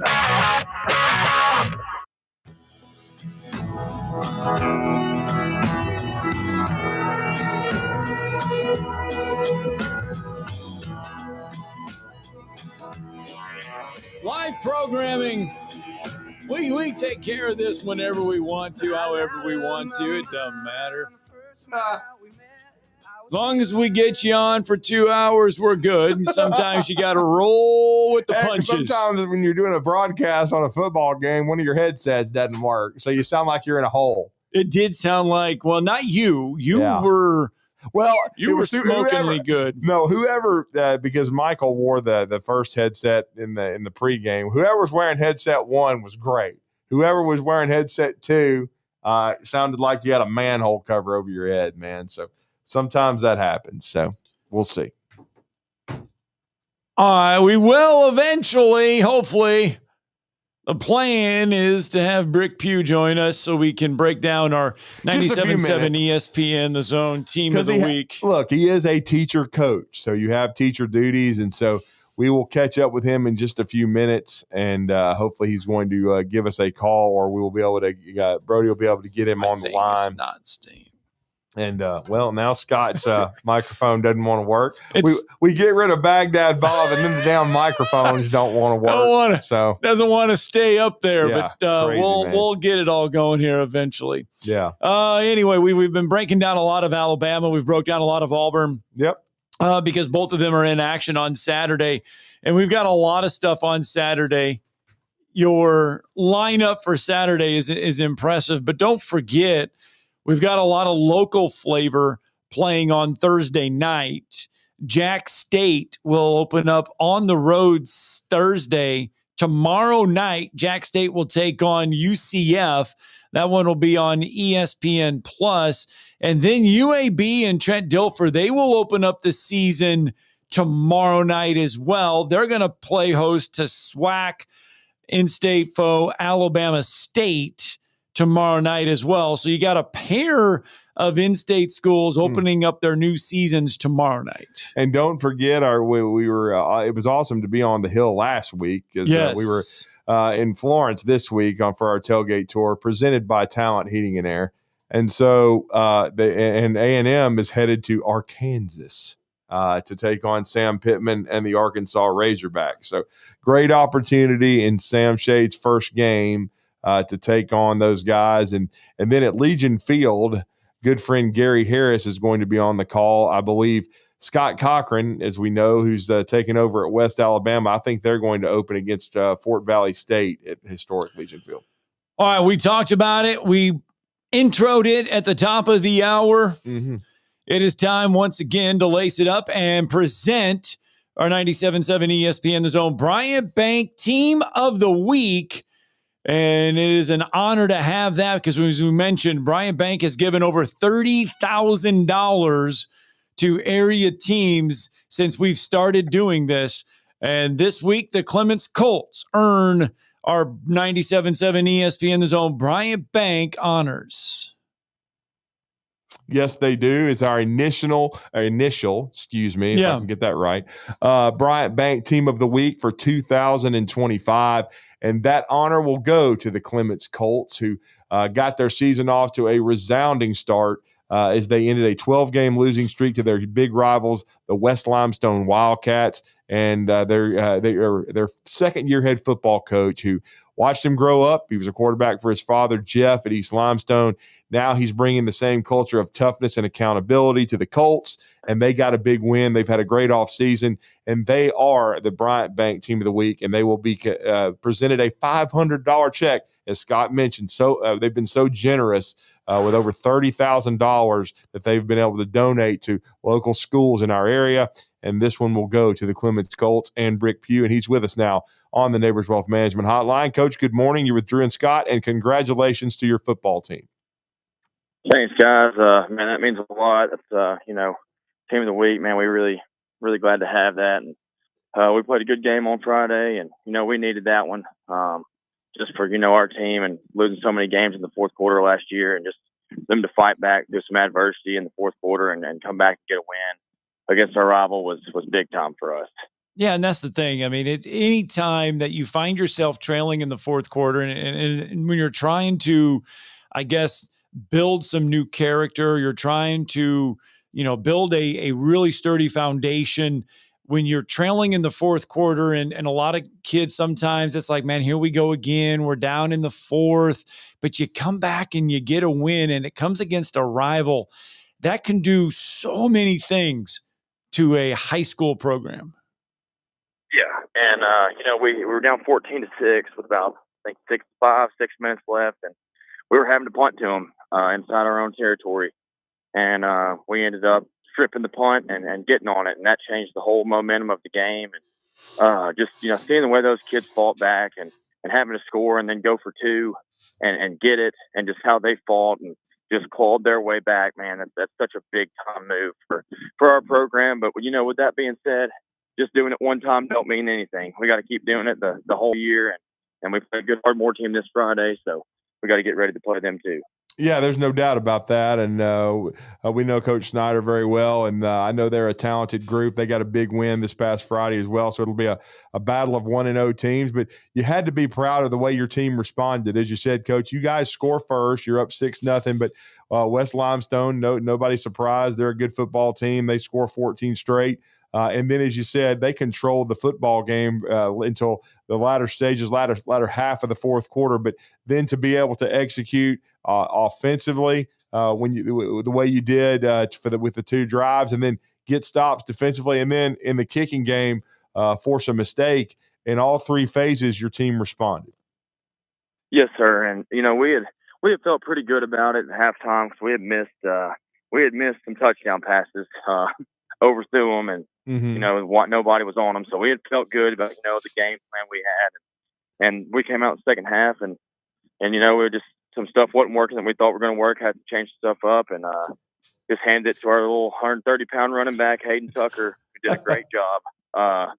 He runs so hard, and offensive line did a great job, and just able to set up some things to where we ran a little RPO late in the fourth that we hadn't ran all game, and it's wide open, got in scoring position, and almost didn't run enough time off the clock because they about ran the kickoff back. About gave me a heart attack.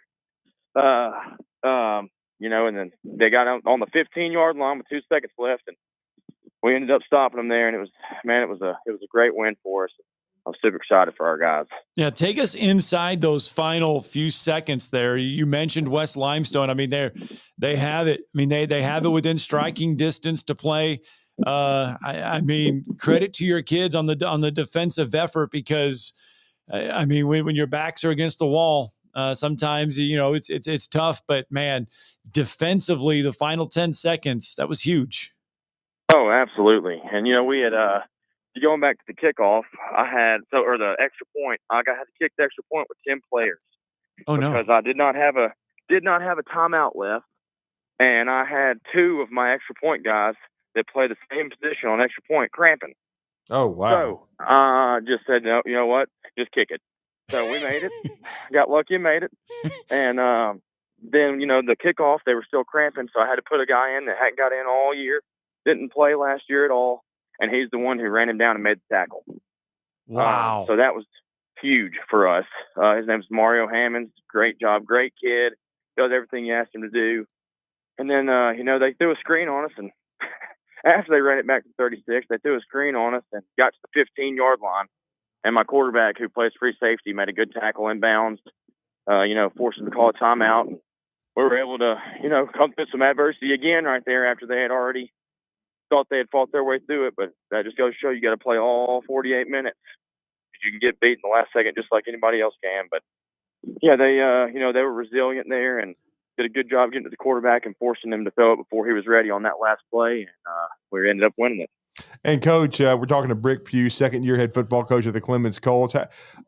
As you took this team through the offseason, we know they were close last year. They went 1-9, but I think you felt like they made a lot of progress. How do you change that mindset to the point where they're confident enough to execute to win a close game like that? What was the key to the offseason to kind of change the mindset? Because as you said, you told people all summer that this wasn't the same Clements team. Yeah, and I really mean that, and hopefully some people believe that now. But I'll be honest with you, I hope they don't, and they keep doubting us.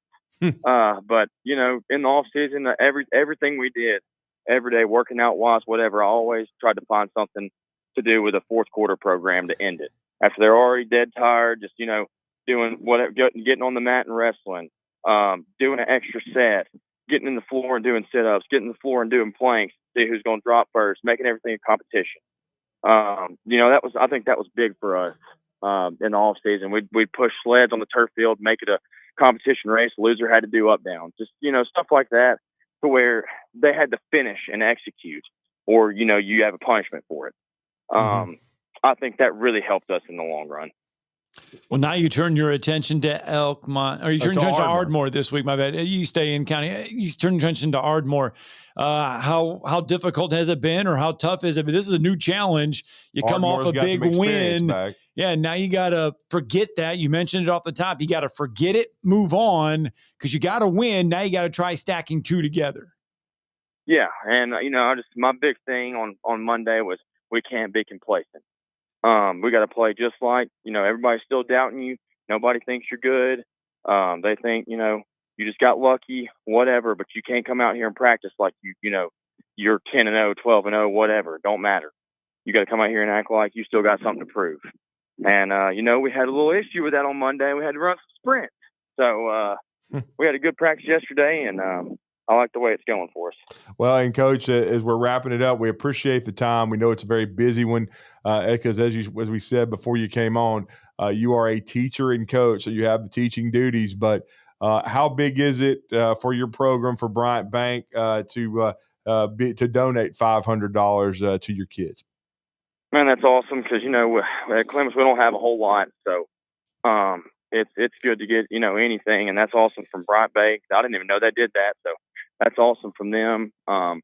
Super excited about it, and I really appreciate you guys giving us Team of the Week. Yeah, I mean, it's very well earned. I mean, as soon as we knew late Friday that you guys had completed the comeback and got it done, and I saw the replay, the final play, there was a lot of emotion on the field, and I know they've had quite an off season, but it all paid off, and we appreciate it. We in continued success, and I know this is you're still very young in your coaching career. I know you spent some time on the middle school level and then at Athens High School coaching as well. But First head coaching opportunity, looks like things are starting to turn around at Clements. It's awesome. And again, just give us and then give our best to Clint Legg, good friend of the show as well. I know the principal there, but I know he supports you very well. But we appreciate it, and good luck to the Colts this Friday night and for the rest of the season. And congratulations on being the Bryant Bank Team of the Week. Yes, sir. I appreciate y'all. All right, thanks. All right, let's get a break in. When we come back, going to turn our attention to Auburn and Baylor. From the Baylor perspective, we'll go to Waco next.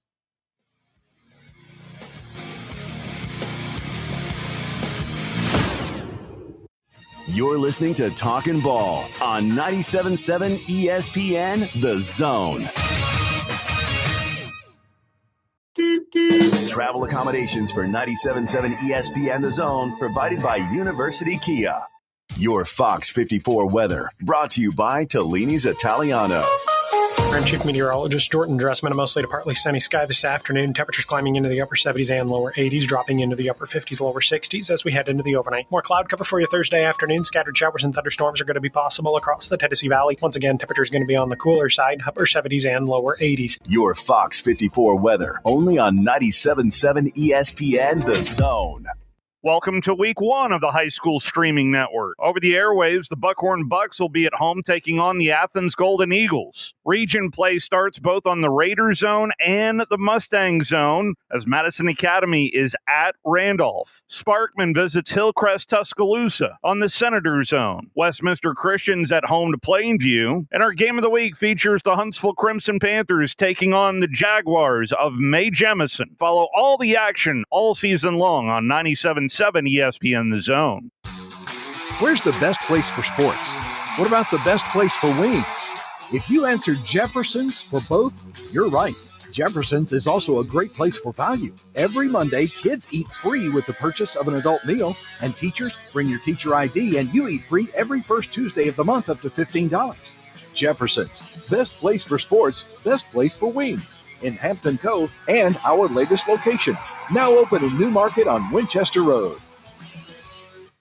Have you seen the beautiful new Nexus apartment community right next to UAH? Nexus is designed exclusively for students. You'll love having private bedrooms and bathrooms, a fully furnished kitchen, and incredible amenities like 2 courtyards, a refreshing pool with grilling stations, and TV, gaming, and study lounges, all within an easy walk to campus and your classes. If you want the full collegiate experience, come take a personal tour at Nexus today. Log on nexusonhomes.com to see more, including limited time rate specials.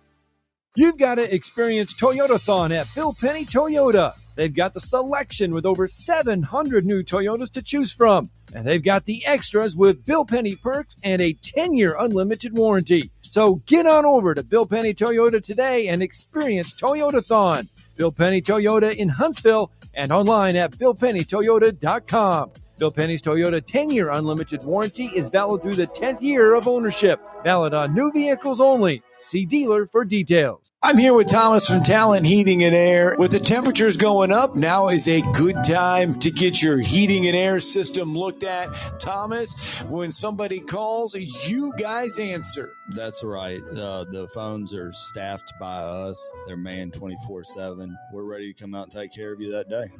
How do they give you guys a call? You give us a call at 256-503-4490. And you can find you guys on the World Wide Web at talenthvac.com.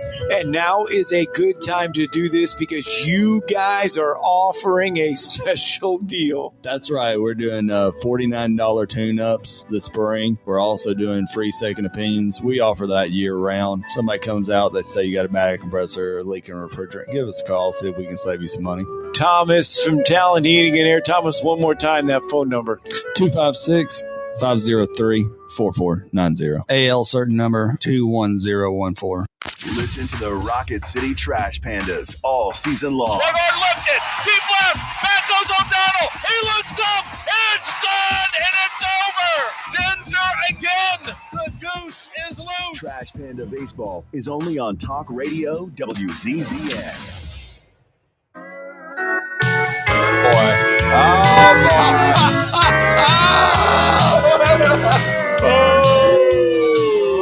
I don't have any. Oh, my exes live in Texas. The great George Strait. Oh, so good. So good. He does Anyway, mention the state of Tennessee, though. well, he'll beat Amarillo by morning. Hey, that was good. I don't know if we get to practice that. Anyway, the Auburn Tigers, Hugh Freeze, we heard from Hugh Freeze, and Auburn has said, look, for the last couple of weeks, they have been really adjusting their schedules to playing on Friday.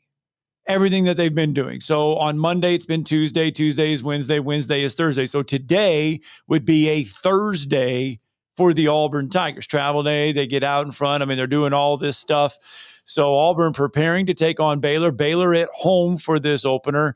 A lot of unknowns, I think, with this Baylor team. We know Dave Aranda will have the defense flying around, but a lot of unknowns, I think. Well, there are a little bit. Baylor does have some talent coming back, and they had a bounce back year of sorts a year ago, 8-5.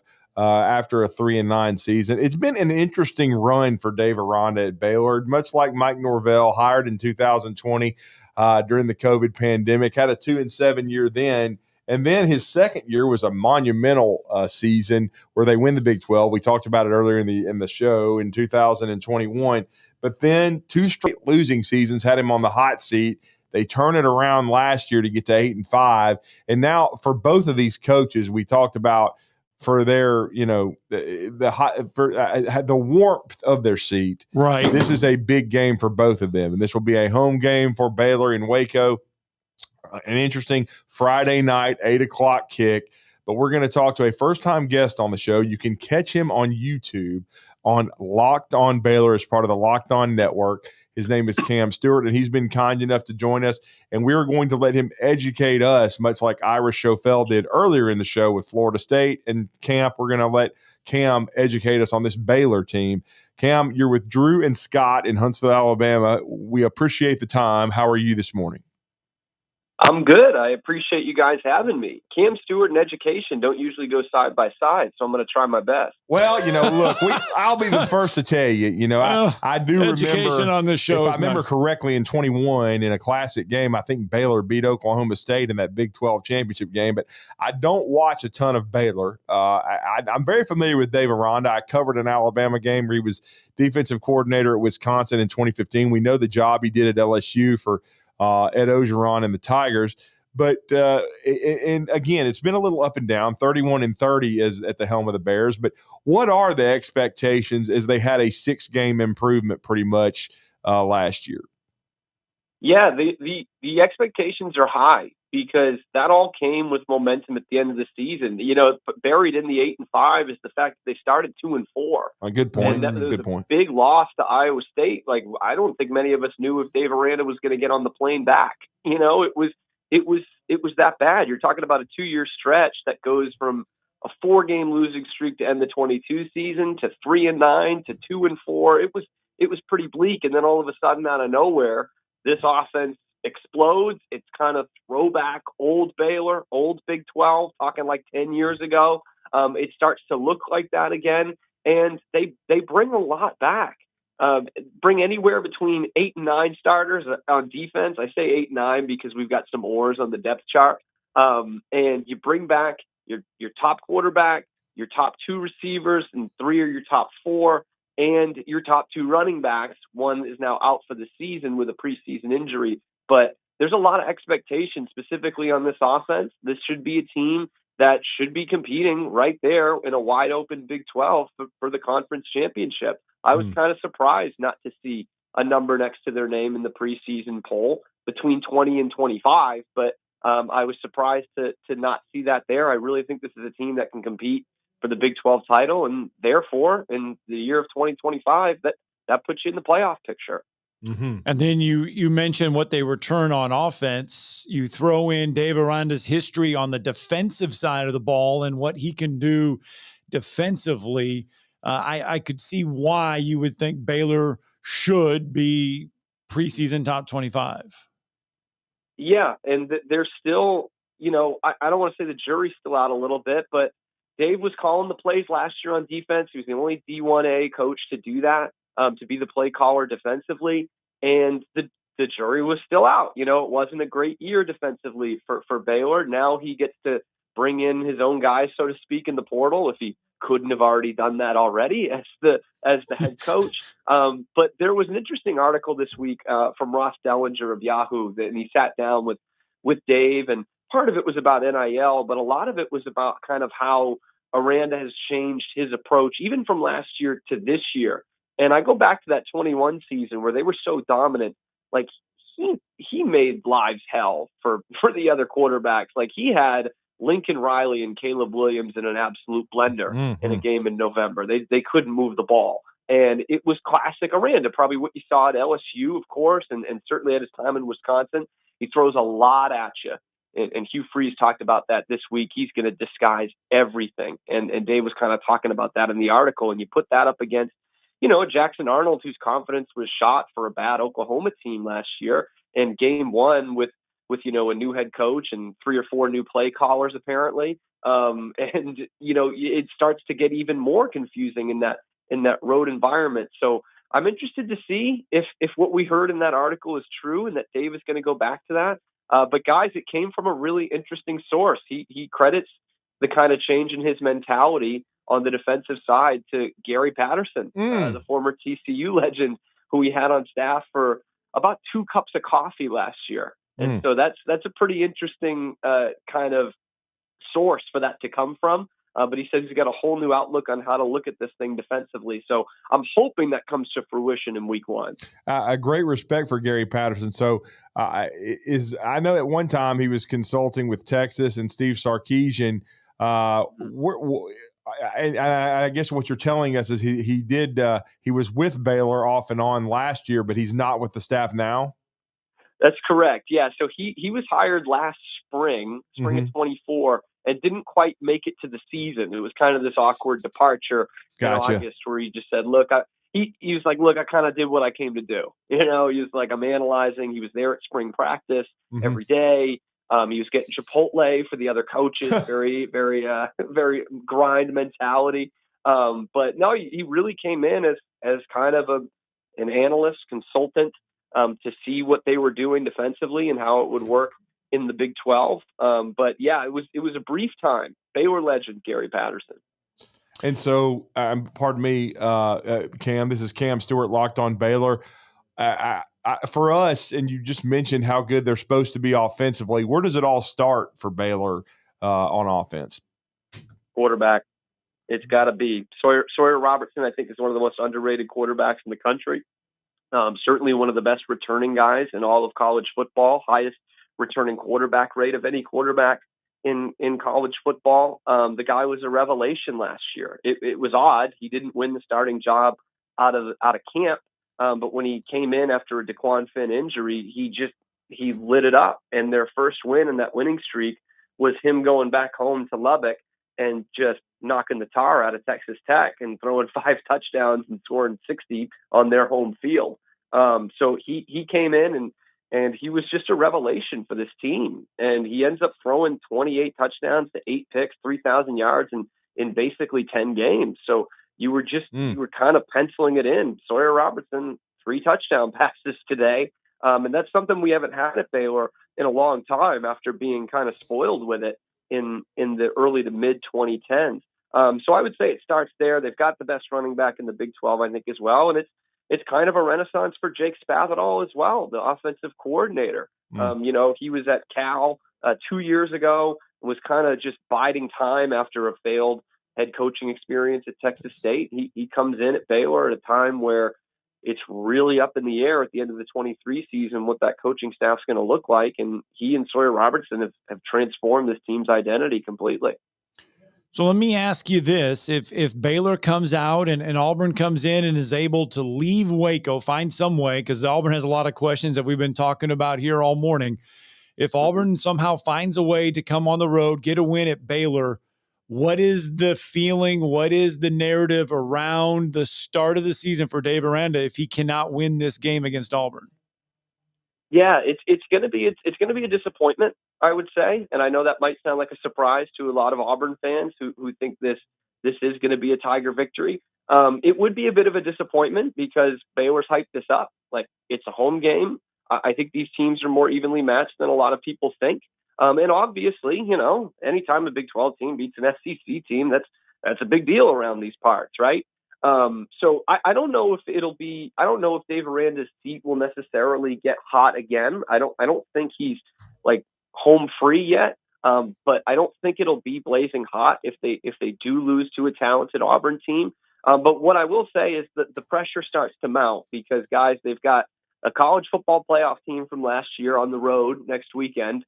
And that, of course, is SMU, the last team in a stadium they struggle to fill. But it's a college football playoff team on the road. 2 weeks after that, another college football playoff team coming into your building. That's Arizona State. And then 2 weeks after that is the team that a lot of people are picking to win the conference in Kansas State, also at home. But you've got a gauntlet the first half of the season. So I don't know that a loss in week 1 against Auburn necessarily makes Baylor fans put for sale signs on his lawn, but it starts to become, okay, well, what is it going to be after 4 games? Is it going to be 1-3? Is it going to be 2-3 after the Oklahoma State game?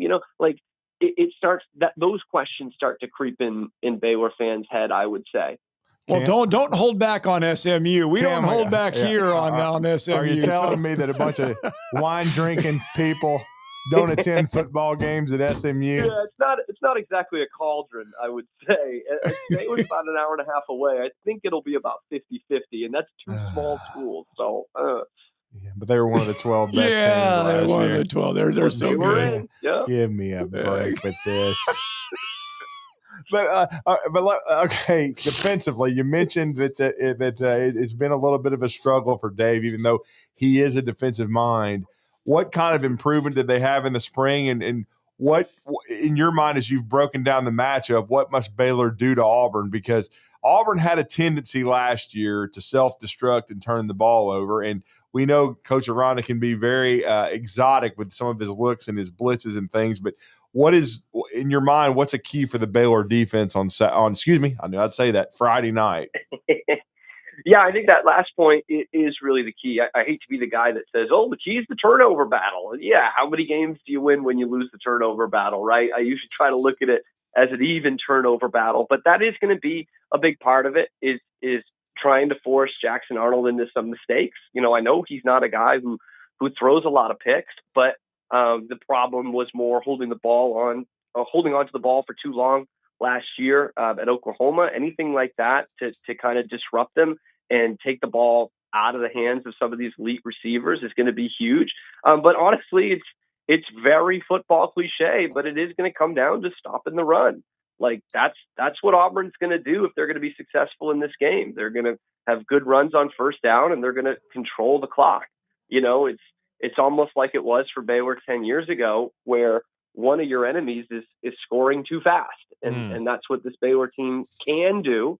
And it could be an issue of they're just not having the ball enough. So I think that's where it comes down to in this game is like you can't have one team dominate the time of possession and expect the other to win.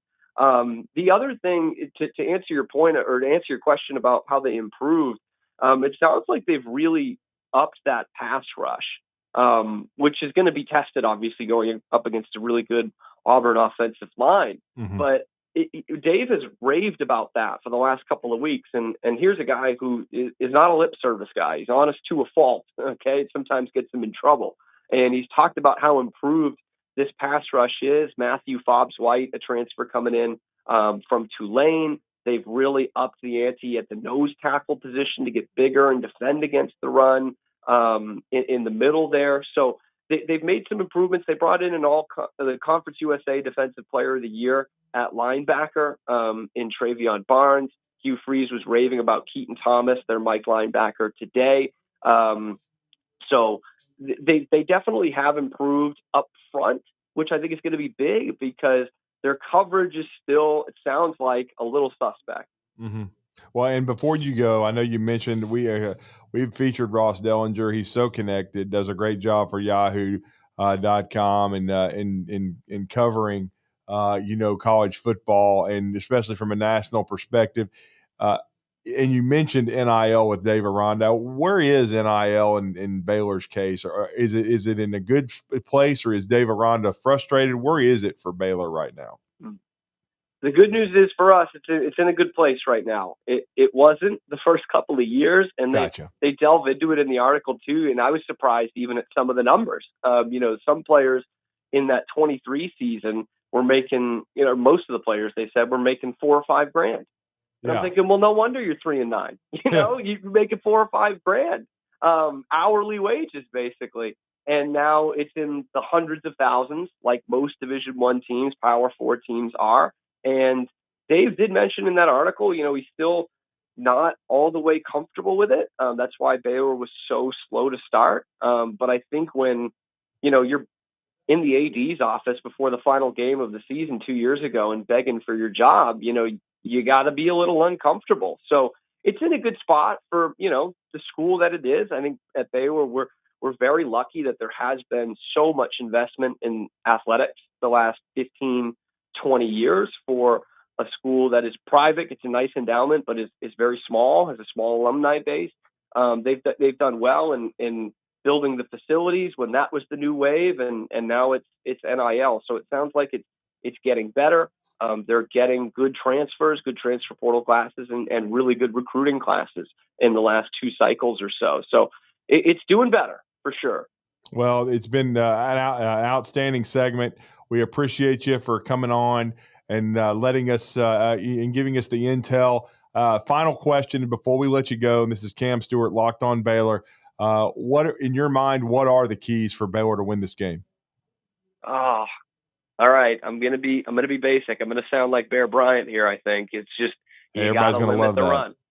You got to limit the run. I'm sorry. You got to stop the run. It's not like that in every game, but if you get Jackson Arnold into a 3rd and 8, 3rd and 9, you're in a lot better position. Mm-hmm. Even with those great receivers, you as the Baylor defense are in a lot better position than you are at 3rd and 3. And then for the Baylor offense, I think it's spreading the love a little bit. Baylor's got good receivers too. It's not quite Cam Coleman and Eric Singleton and Malcolm Simmons, but they got some pretty good receivers, and the depth in that receiver room is great. And so I'd love to see 5, 6, 7 different pass catchers in this game just to kind of see what's working out. So if Baylor can have a party in the backfield and can spread the love offensively, I think they'll take care of this one at home, but it's not going to be easy. All right. Well, great stuff. And enjoy the Friday night under the lights. It's going to be, we're going to be watching it here as we do our high school football scoreboard show. Hopefully, if YouTube can get it all worked out. Yeah. Yeah. Gosh, I hope so. I know that would be a disaster if they don't get Fox locked in before then. Did you not hear about this? No, I didn't hear about this. YouTube and Fox are doing their little agreement thing, and they haven't come to an agreement yet. And there's a potential that Fox is not going to be on YouTube on Friday. Well, and I know I said my final question, but you did jar me here. I know you mentioned the wide receivers. There's one kid that we're familiar with. Is Kobe Prentice going to be in the rotation? I imagine so. Yeah, he was obviously a name early in the transfer portal that Baylor fans got excited about. You get that Alabama attached to it. Literally, right. I mean, had his best year under Saban. That starts to get Baylor fans excited for sure. They've got a couple of different guys they could roll in the slot. They had a guy who was initially ineligible for this year that did get the waiver claim and kind of by fall camp was reinstated. Ashton Hawkins was their second leading receiver last year, also playing in the slot. But yes, I do think you will see some Kobe Prentice for sure, and definitely a dosage of old SEC friend Michael Trigg. Nice. That Michael Trigg. I didn't even realize he was still playing. There you go. Yeah. Tied in Michael Trigg. Well, great stuff. Thank you, man. Let everybody know how to follow you. Yeah, so it's at Locked On Baylor. It's on YouTube and wherever you get your podcasts as well. You can find us on X at Locked On Baylor and myself at Real Cam Stuart on there. We're having a lot of fun with this. It's been all Baylor Auburn for about 3 weeks now. So I'm ready for them to. I'm ready to talk about a different game. Yes, but I'm going to miss those Auburn fans in my comments. I really am. Thank you, sir. Thanks. Great stuff. Yeah. I'm surprised you have not heard. I didn't hear about this. This reminds me of now they don't carry the damn Braves either. On YouTube. Right, but if they have the Fox, So I've not heard. I do believe they have not come to what do they call that an agreement or whatever. So they're potentially in this area. So I'm gonna have to run home and watch it.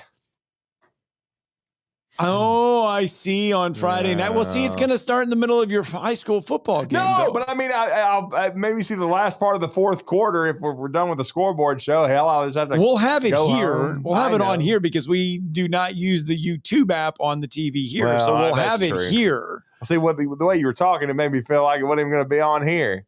Well, if you have YouTube, if you use the YouTube app, you won't have it. Potentially. Right. But there's a lot between now and then they always do this during the start of the college football season. Well, we got breaking news. We got an NFL trade. Unfortunately for Bryce Young, he just lost his best receiver, Adam Thielen, going back to the Vikings. So for 2 draft picks. So JJ McCarthy and him have been working out for the past couple summers. It's not like a shock there. Yeah, but some injuries have affected the Vikings. So hate that for Bryce, man. Well, we're done. We've handed out $500 today. We've spent money, not ours, which is always fun to do. Yeah. And then we'll have a DFL draft tonight at Baumhauer's. Come join Steve and I. We'll be on from 5 to 6. We're going Zero plans to do that. Have some great conversation, and we'll talk some more football as we're getting we'll set everybody up for the Kalen DeBoer show and Hey Coach. And then, of course, they'll have the DFL draft, which I won't take part in. Yeah, me neither. All right, we're done. Back at it tomorrow morning.